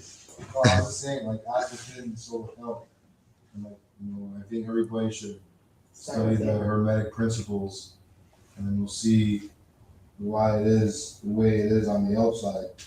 Individually, I think. Well, this is my opinion. Well, stuff that I've studied and researched and read is that if every individual fixes, human anatomy doesn't work like that. If everything's all discombobulated on the inside, individual, nothing will be like a reflection of the outside. You know what someone says? Like, you go into someone's house, you can tell why someone's like, how the car is sometimes by the way their house is going to be or something like that. Just by the way they keep their lawn, you can tell by how their house looks on the inside. Same thing, right? But it all even goes for the shoes too. If I see you clean, okay, like if I see you clean, but then your shoes are dirty, that means the roots are dirty. No, don't get it twisted. You know what I mean? Don't get it twisted. You could be a hard-working man, and you're wearing that shoe just now. But if the roots are dirty, what's gonna happen to the tree? It's gonna be corrupted, though. You know, somebody said something like that to me yesterday, and I felt like, you know what, I've grown up, I used to say that I always look at the people that have shoes first. I'm like, people can't even afford shoes nowadays. They must be out wear the steel shoes that they were wearing from 10 years now. Now we're judging people based on what their wealth and material things when they might have a clean heart. I'm talking humans as That's where we're gonna vibrate from to make this all work. All of us gotta be vibrating. Islam. Everything applies. What the illusion of what someone's wearing, because that's just an illusion. It's just an illusion. Right? I'm talking Even about their job and their the deeds and the words and the actions. The actions and the deeds and the words. Never mind, like I know guys are they're millionaires and they you can't even tell this guy's a millionaire. Exactly. That's not my point that I'm trying to make. I'm just saying the fact that everything that we want to make work on the outside, we have to figure out, okay, is everything going well on the inside, within? Am I eating right? Am I vibrating? For example, too, with the health system right now, there's a shortage of doctors and stuff. And my dad believes it's because they want to privatize health, in the States, right? So I was saying that, what the problem was is that I come from a family that we were taught you have to be a doctor or a lawyer or whatever, but we were never taught why we're becoming a doctor and a lawyer. And the only reason behind it was finances, just money. Not to care about people. Now we're doctors, we don't give a shit about people. We just want to make money. And now it doesn't matter. We're just feeding people with drugs and nobody's really getting healthy. And that's what you have to that's the basics you have to get back to, is not becoming a doctor or a lawyer for money. It's because we really care about people and we want to help people. So now, again, even saying that if you become a lawyer, you're selling out. You do sign an oath when you do the bar to now be an officer of the court. So now learn law, but you don't necessarily have to go through the bar. You know what I mean? Now you can use the law, and one of us should be in parliament. One of us should be there should be a Rastaman in parliament. There should be a Moor in parliament. There should be, you know what I mean? And if there's not, then somebody along the way, like No, but there's not, because they're not being who they're supposed to be. there's Look somebody at, who's a Moor somewhere, look whose at- daughter is a lawyer somewhere, but now she's not a lawyer to help the Moors. She's a lawyer to make money. right. So that means that And there's a problem. she's not on it for what she's Exactly. supposed to be on it for. Exactly. They're You know? So there's no point in doing that. So Nobuju Ali, honestly, him, because he told us like straight and plain. He's like, I brought you everything. He even brought us the remedies for the inside of our bodies. You know, he has his herbs, the purifying herbs. Run down, loss of manhood, whatever, you name it. It can heal you. He's telling us to be clean on the inside and everything on the outside will go good. But if you're a reflection of the outside, so if it's chaos, out there, it's a reflection of like everything else, because we're all connected. So if you see what I see from you is like, if I see chaos, if you're in chaos, that means like nothing is good for me, because that means we're on the same plane trying to figure it all out. But every road leads to one destination, right? There's many different roads, one destination, right? So the main thing is we can go as far as like talking about so many deep stuff topics, but that's why Taj keeps it simple and does run-ons and what do you call it? Run-ons, and like it's like the same repeat stuff to keep us on track of the basics before we get to the advanced stuff, like knowing self, like Nobuju Ali said, brought you everything it takes to save the nation, take it and save yourself. 101s, Quran, and then the bylaws, right? And then that's what we should be getting. Like if we know that first, if we know we're saying we're coming and we know himself, like okay, all right, we got it. Now we can collaborate in unison on a collective level, because now we're thinking like the same. Like we got the 101s, where we go from there, right? But until we get there, I don't think every man has a different opinion, so it's gonna be different opinions and thoughts depending on how that individual is eating on that day, or That's another part to how they're eating that day, right? Mm-hmm. It's physical, but it's more mental as well. Because if you are thinking something too much, you're gonna manifest it. If you're thinking that you're sick, you're gonna manifest it.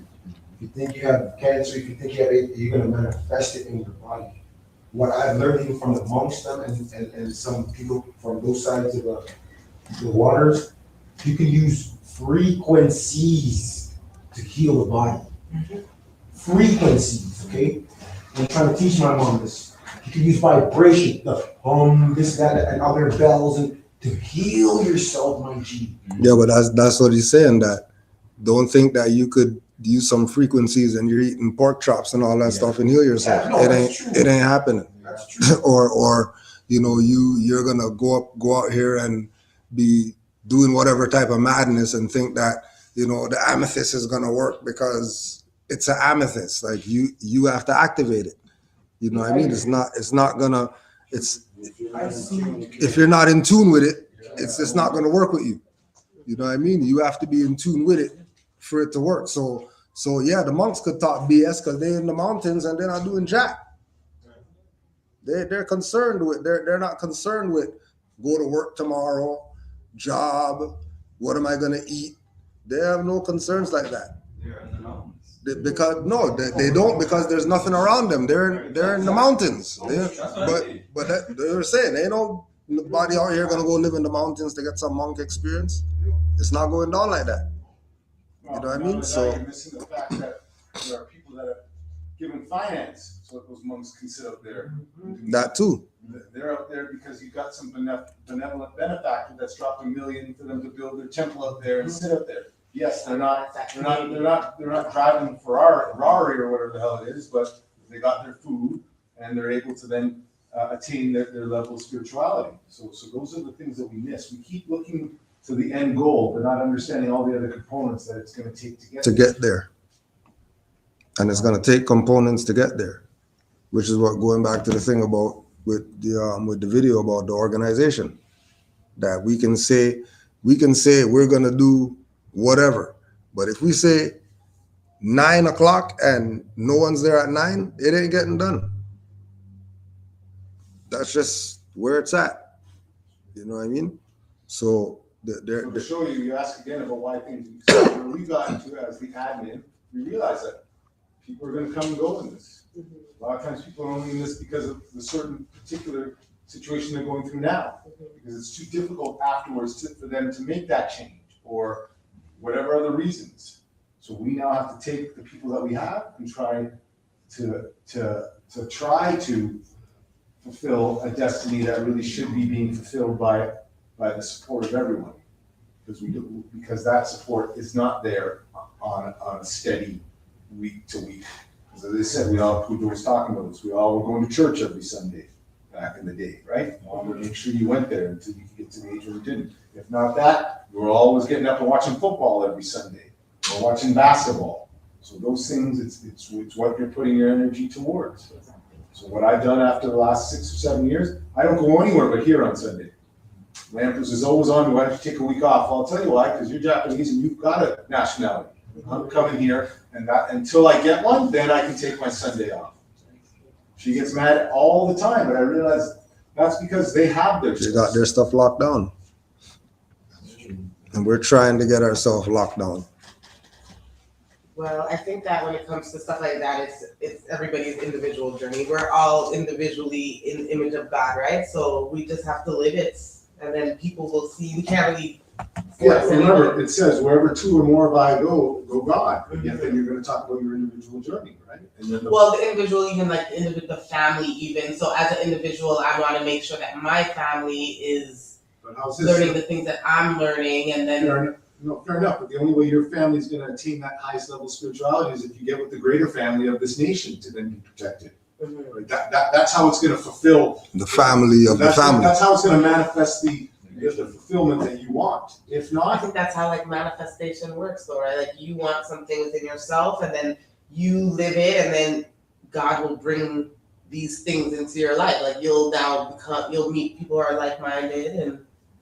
no, fair enough, but the issue is that really, it's not about what you want anymore, it's about what the nation wants. So then therefore, your will has to come into alignment with that. With what the nation. Not the other way around. It's all good. Yeah. Have you guys, have you ever heard this before? You ever heard this before? I learned this year. There is no I. Did you guys look that? Or we, right? But there's an I in one, unit, no? Is the I in what? Unit. What is a unit? Go. No, not unity. Units. There's an I in unit, no? Yeah. Okay. And then what is that? Well, what is the unit? The unit is the one? No, there is a one in there, but.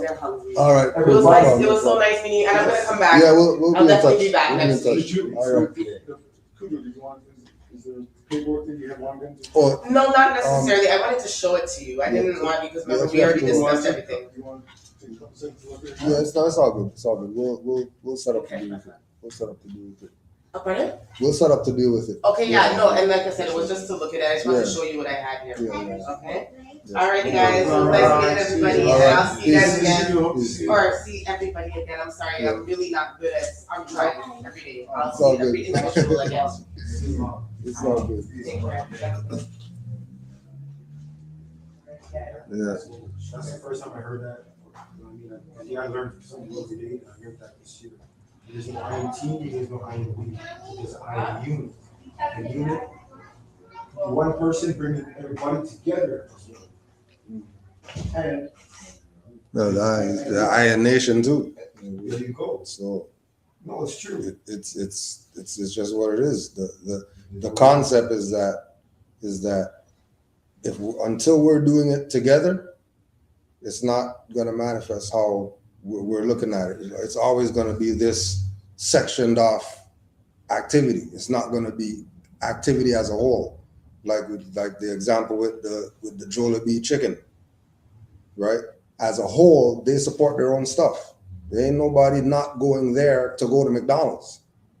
They're going to their own spot. Jews gonna go to their own spot. They're not going some other food spot other than the Jewish spot. You know what I mean? You're right. You know? If I look at things now, you know, here, Mrs. Sargent, I went to this jerk chicken joint, get some Jamaican food, like Jamaican, as you say. Guess who's running the whole entire thing? The kitchen, everything. Chinese. Oh, yeah, I mean, that's what's happening. Now what's happening is they're stealing our culture, right? Because we're not holding on to it. Yeah, so are they really stealing it or are we giving it up? Giving it up. Giving it up. But that goes back to the same thing because our people are damaged. Because Jollibee didn't sell their stuff to some Europeans or whatever like that. They kept their stuff in house. Didn't Fugu sell their stuff? Right? If whoever, you know what I mean? If they don't have a nationality, they give their stuff up. And this place is busy too, you know. Right? You know why? Because think about it. Sometimes when you go to your own establishments and you buy a piece of food or whatever, you pay out $20 and you get you complain. Sometimes you complain. When you go to these places, these guys give you X amount of food, this and that to make you feel good to what? Yeah, but because they made it in a lab, that's why they could give them. Oh, I'm just saying. They can give them lots because they make it in a lab. They're not growing anything, as for we say. You can get veggies and stuff, like vegetarian stuff, or I mean, all that. I'm just looking at the portion of whatever plate. No, but that's what I'm saying. Because they're making it like that, they can give the big portion. It's no different than when we went to when there used to be there was this when they used to have Afrofest over at Queen's Park. There was this Asian that was there every year selling African stuff. Right? African masks, African slippers, African whatever, right? And then there's the Asiatics who's going to the continent to go bring stuff back, and they're not selling anything. Chinese guys selling out all the African stuff. And I say, well, you know, why would they go to him? He's not African. If this is Afrofest, you should be going to your own to go get your cultural stuff. But they're gonna go to the other race or whatever that has it. Right? It's not because theirs is cheaper or their whatever. That's a colonized mindset. To even fathom doing that, especially when other people aren't doing that. Let some Jamaican go open up Chinese restaurant. You think anybody's going there? Nobody going there. They're gonna look at him. They're gonna laugh him out of business. But the Chinese could make Jamaican food though, and then everybody's gonna go support them. And then you ask them about the next to see them. That's mental slavery. But I think the other aspect of that is that there were a lot of those Manchurians that were in Jamaica. Yeah, that too. So there's a place called Alwyn's. Yeah. And the guys behind there are Chinese, but they've got Jamaican accents. So you know that these people were kind of, they're connected at least with that. And I would say that, what were you going to say?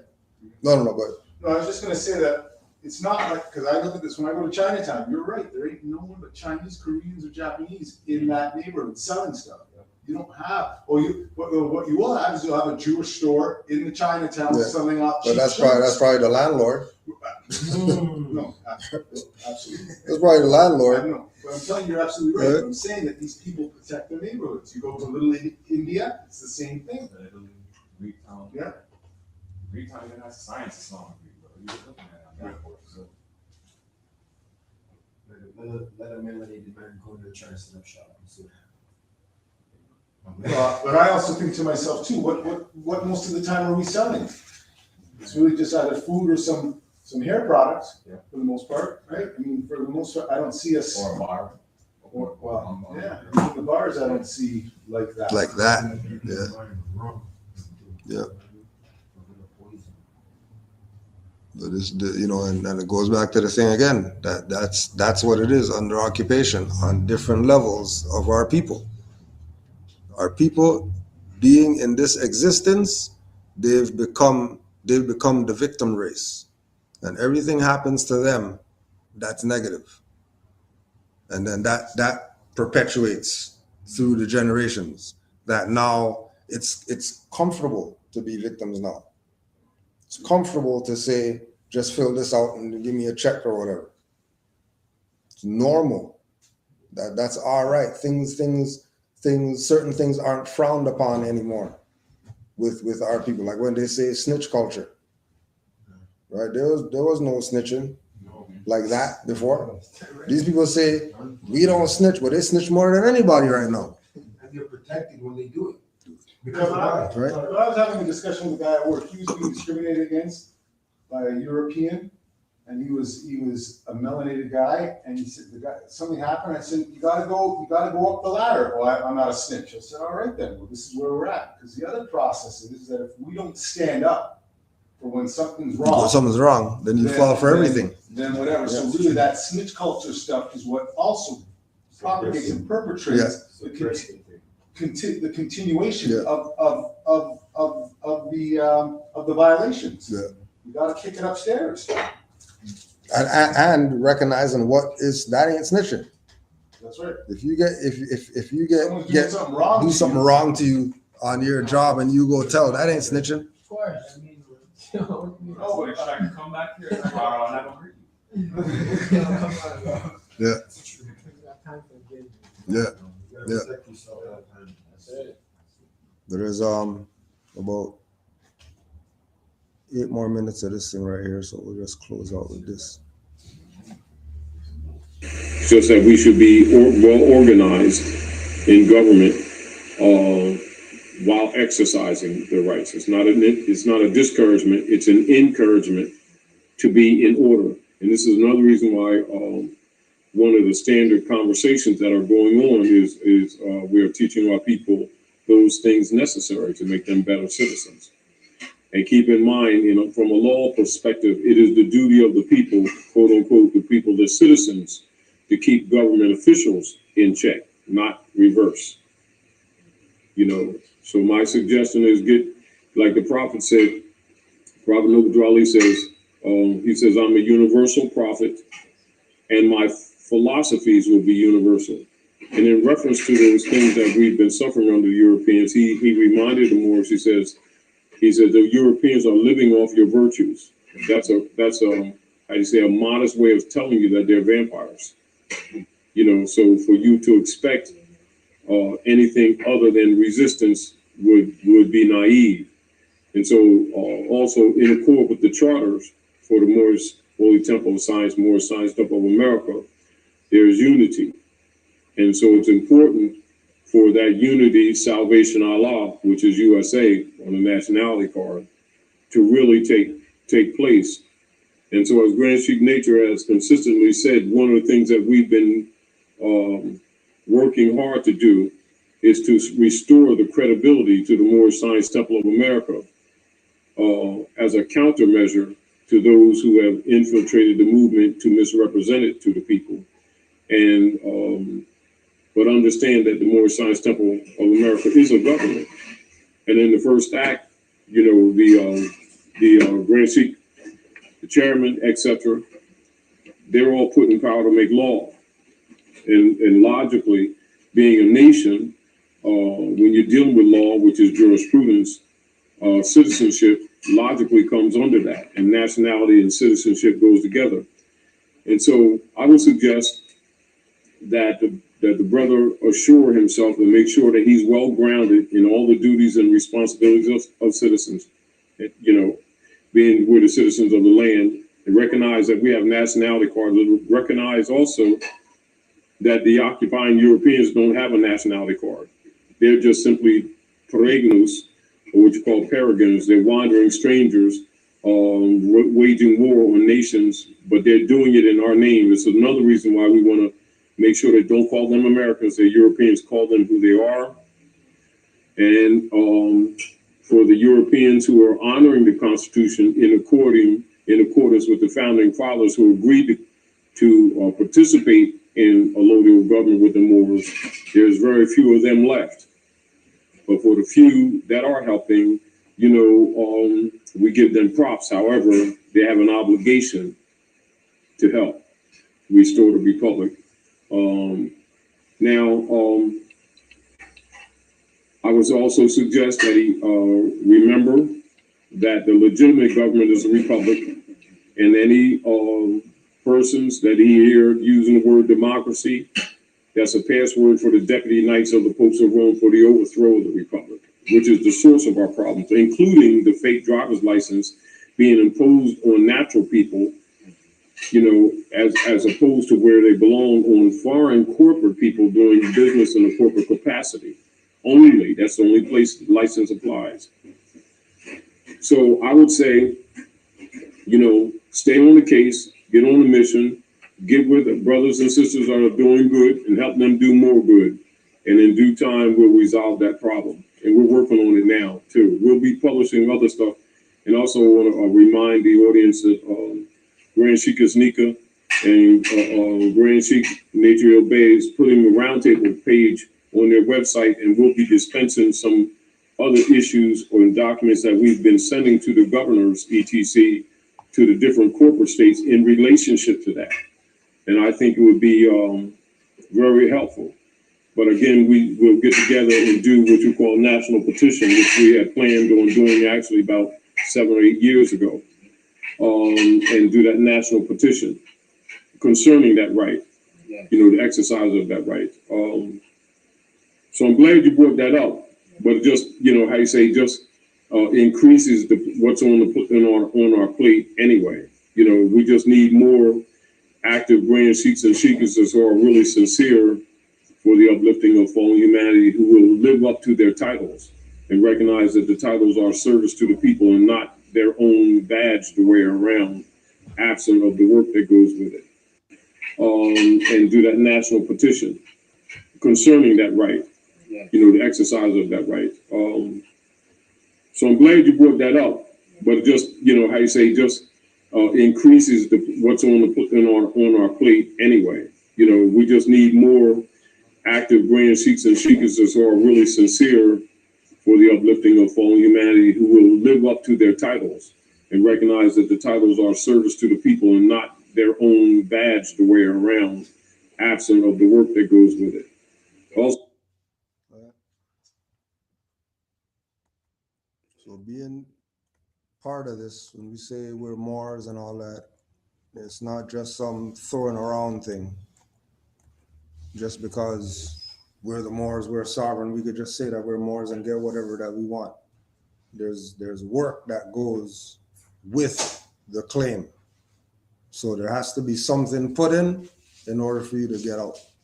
And that's the only way that this stuff is gonna work, right? I know the mother that was here was new.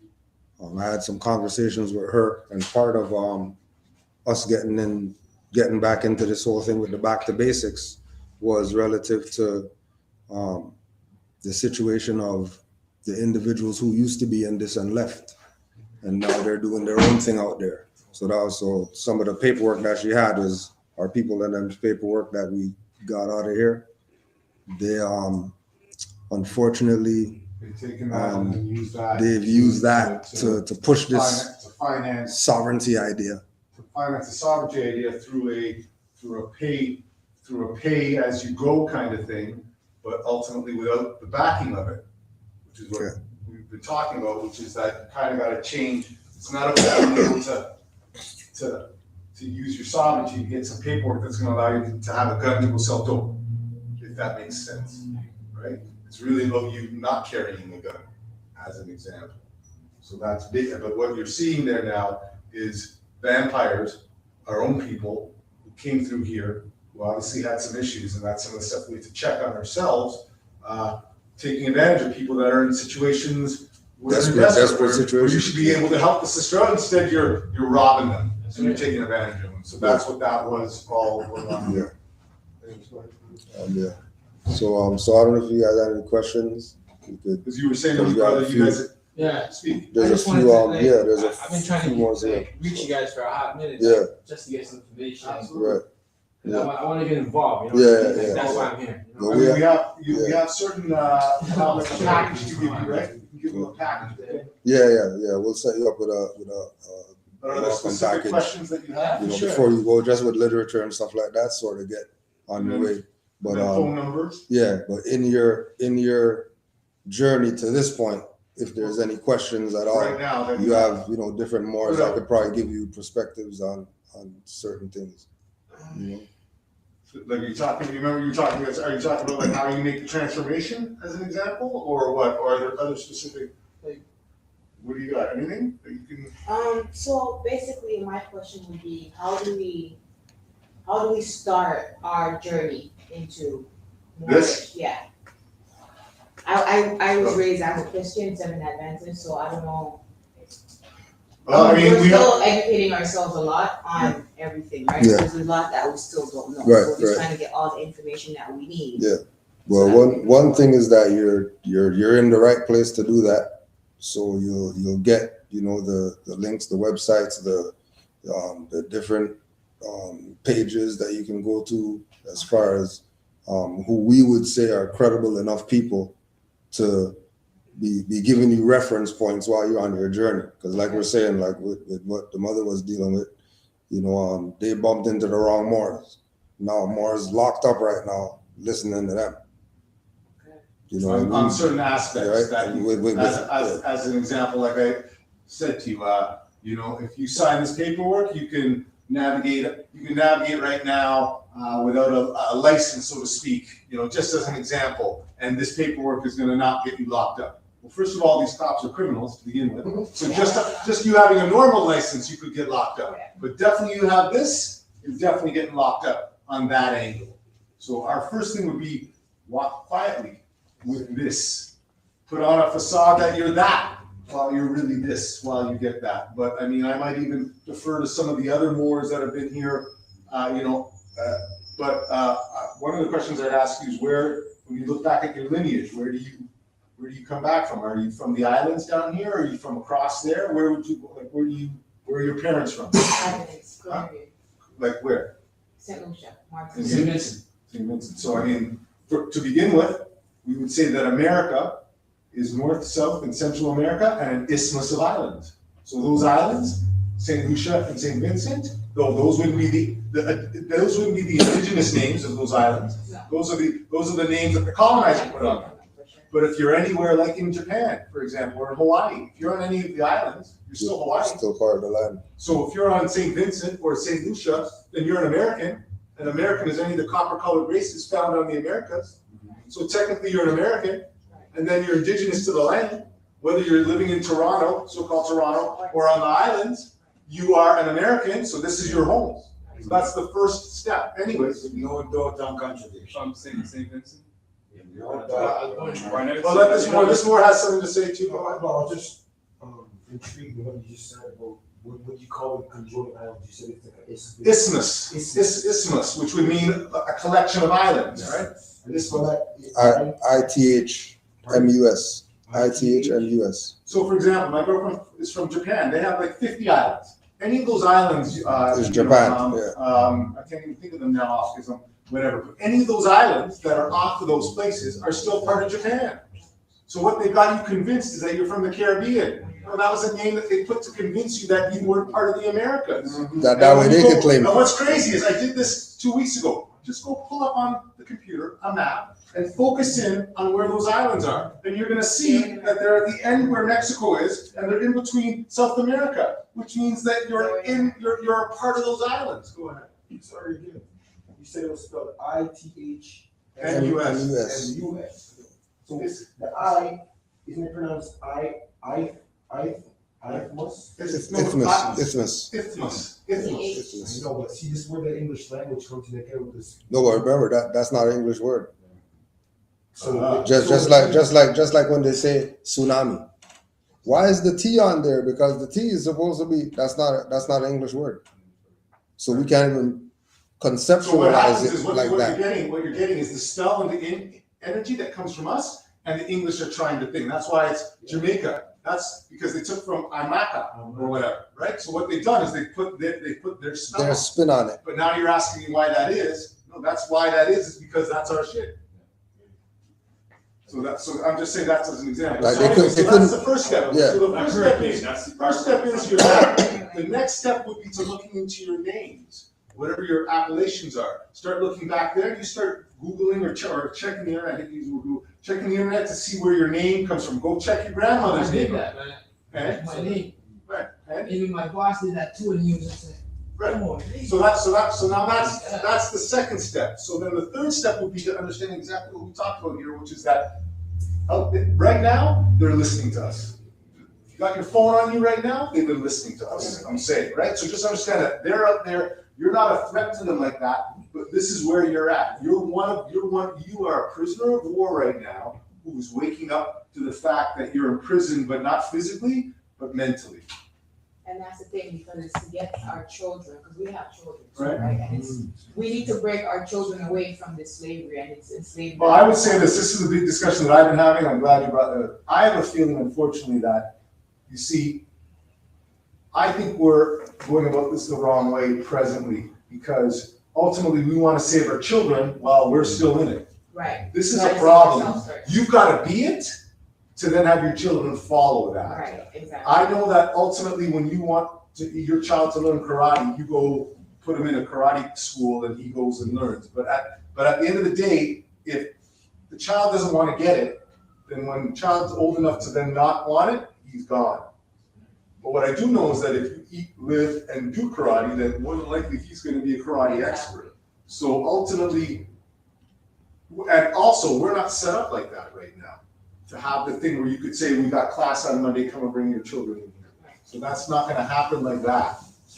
So that's that problem. Doesn't mean we can't teach at home or teach. Right, but I would say that you're fighting the big fight. Where I would say you do is, as you're walking out and someone says, hey, hey, you black guys, I'm not black, I'm a Moor, right? As an example, then you have to go, what's that mean? He's going to learn more by that than from the aspect of continuing on doing the things that you do and then expecting to sort of train him at this point. That's how I would see it personally. I don't know if anyone else can speak to that. I could add to that. You could teach them while you're learning too. Right. You don't have to get it all, and then you go put them aside until 2 years, 3 years time. Right. You learn, then you go teach them. No, Yeah, along feed the them way. out, yeah. Along the way, you could give them pieces. For one thing, you know they go to school and they count. They could tell they have 10 fingers. Right. And you would agree with them. But if I tell you have 8 fingers and 2 thumbs, what you would say? Correct. Teach them that. Right. So there are things you're gonna learn that you could teach them now. Along the way, teach them. While you're learning. Because that's what we missing. We never get rid of reverse small. We never ever hear about Never it. had that knowledge, right? So at least let them hear and see somebody with a fez. You don't know nothing more, but I see the old man with a fez, so now I know what a fez was like. And if you never see one, and you never tell them about one, because you're learning for yourself, if you can understand what I'm trying to tell you. No, you're right. That's just like me, because I look at you and be like, what is that on his head? What does that represent?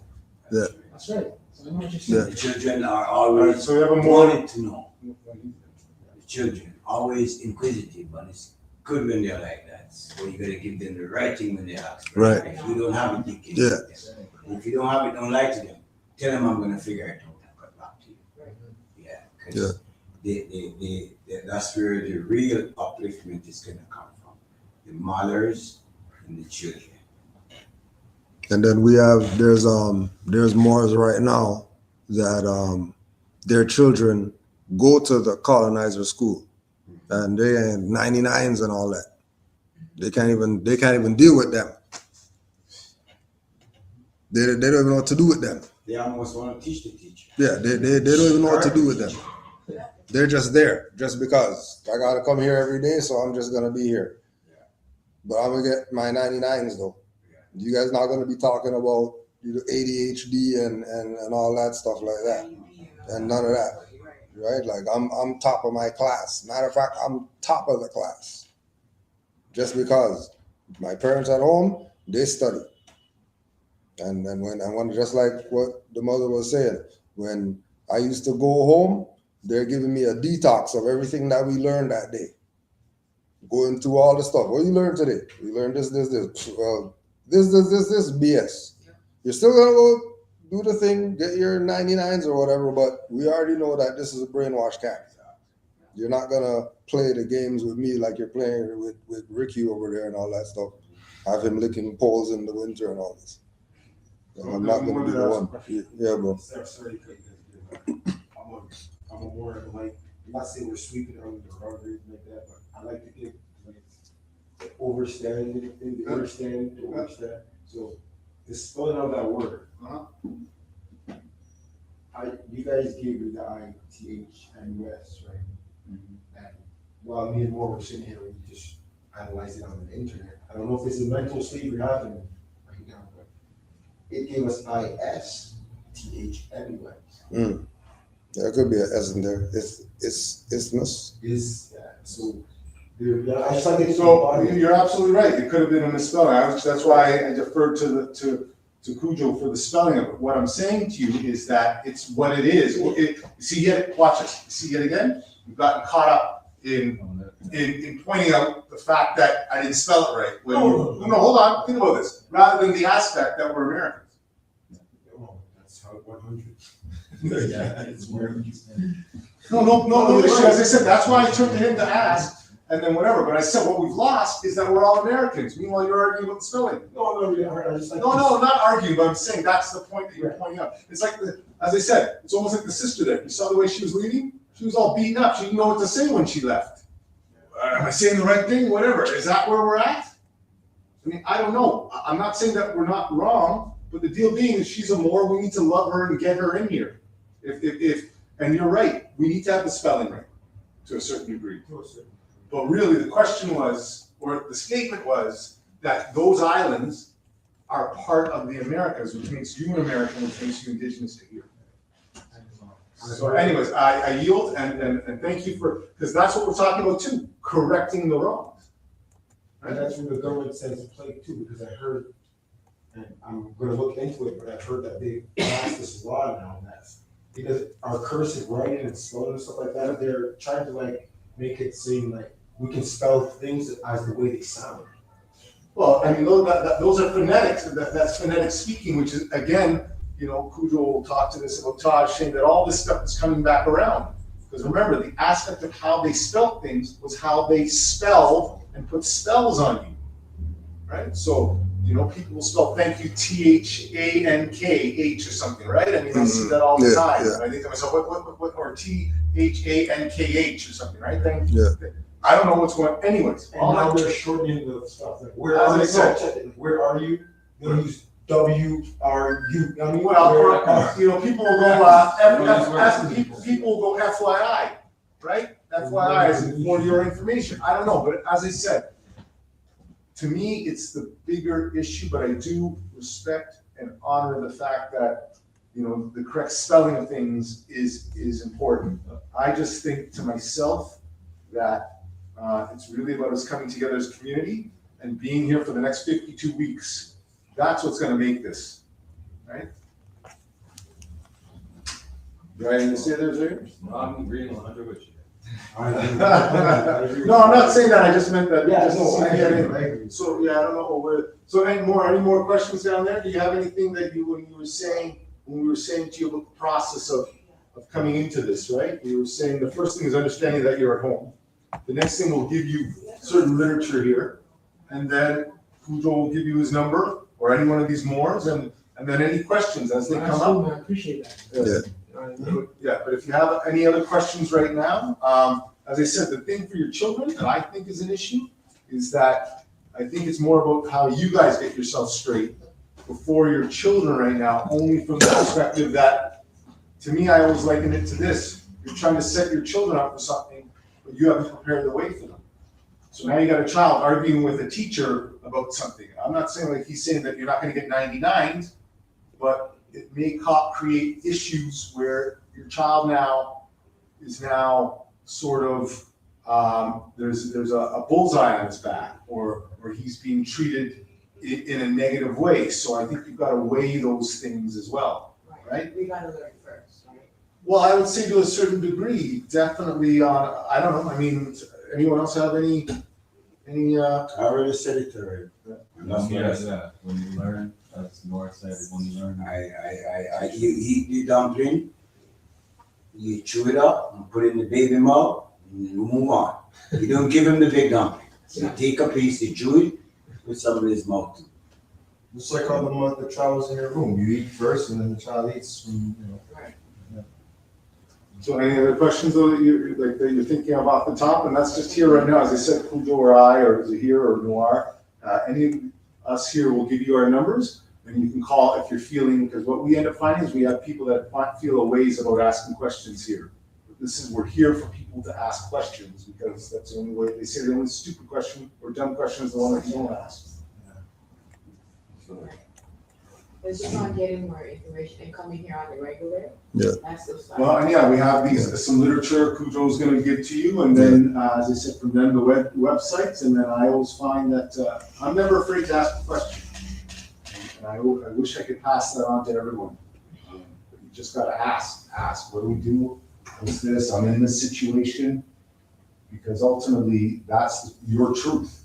So if you're not asking about it, then you're robbing yourself of getting the answers that you need to evolve.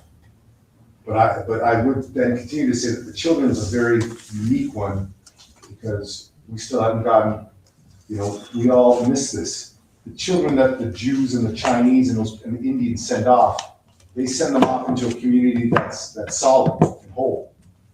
We don't even have that. We're kind of sending our child off to a burnt out building, in a sense. And a lot of them too, different speaking language people here, and the children born here, they teach them the language. Some of them cannot write it, but they know to talk it. We lost all of ours. So that's a piece of me telling you what to do with your children. Without saying it, you determine what to do. When I'm going to tell you, we end up losing our language and speak English now. But these people, the Arabic come here, have these babies, they teach them the Arabic language, and they go and learn the English in school. And they know the Arabic language now, they know the Chinese language now, and they know the English through the school. That's all we get lost. They took our language. One of the main things took our language. So when our language used to say nice means stupid, ignorant, and foolish, they may so think it's pleasant, it's wonderful. When we call our children, picnic our children, they call them kids now. That's a goal. So it's good for kids, eh? But it's a goal. Think about it. So much to cry. It's true. That's where it's So you do them as they come along. Yeah, it's a process. Yeah, as they come along, you can fix it, It's not a bridge. You don't cross the bridge, you don't even see the bridge. You want to cross the bridge, you don't even see the bridge yet. Wait till you get there. Then when I get there, it's short like a jump over. Or you're busting your brain down there, or you're going to cross the bridge. When you reach to the bridge, you say, oh man, this is easy. And that's where. Now I must have walked the top before I get here. That's worrying about the bridge. Yeah. So you get there, you cross. Sorry to cut you, and that's where we go back to slavery days, when they used their Bible that they altered on the time to teach us what their universal language, the spell that we're talking about. And then what happened when we learned it, but then what happened within the fields of us working together? Didn't we create our own language? We started talking what tongues? Yeah. So isn't that what's happening with the internet right now with this type of mental state? Everybody's spelling and spell checking, but no one cares about spell check. They type it how they want it, how it sounds to them. That's a new form of tongues. Acronyms. It's not the same to me, so you're illiterate. There we go. Homestone, you know, it's crazy. Oh, man. But again, when you go back to what Noir's saying, everybody else, they have their fallback language that they can go to. They can use emoji and whatever like that to talk all they want. After they get off the device, they're gonna go talk their language. I know, as a matter of fact, a lot of these different cultures, they already have in their phone their language. Yeah. So like Arabic, the Arabic spelling. It's on there, yeah, I saw that. How can you know what the B is and the C is and the D? And it looks like it's the one letter of an Arabic letter looks like a whole. Yeah. You know what I'm saying? So how's that be? So how we don't have it? They took it from us. Well, that's ours. It's ours. Arabic was our formal language before. When you promise you. There you go. You know, we got a lot of those things in We're about to close out right now. Yeah. 2 minutes and we'll just close out and just get you some stuff. Yeah. Islam, Morris. Let's just close out. Face these. 5 on the left, 2 on the right. Allah, the Father of the universe. Allah, the Father of the universe. The Father of love. Father of love. Truth. Truth. Peace. Freedom. And justice. Allah is my protector. My guide. And my salvation. By night. And by day. To our holy prophet. Noble Jew Ali. Islam was. So here, you wanna do the thing? Yeah, I'm gonna grab him right now.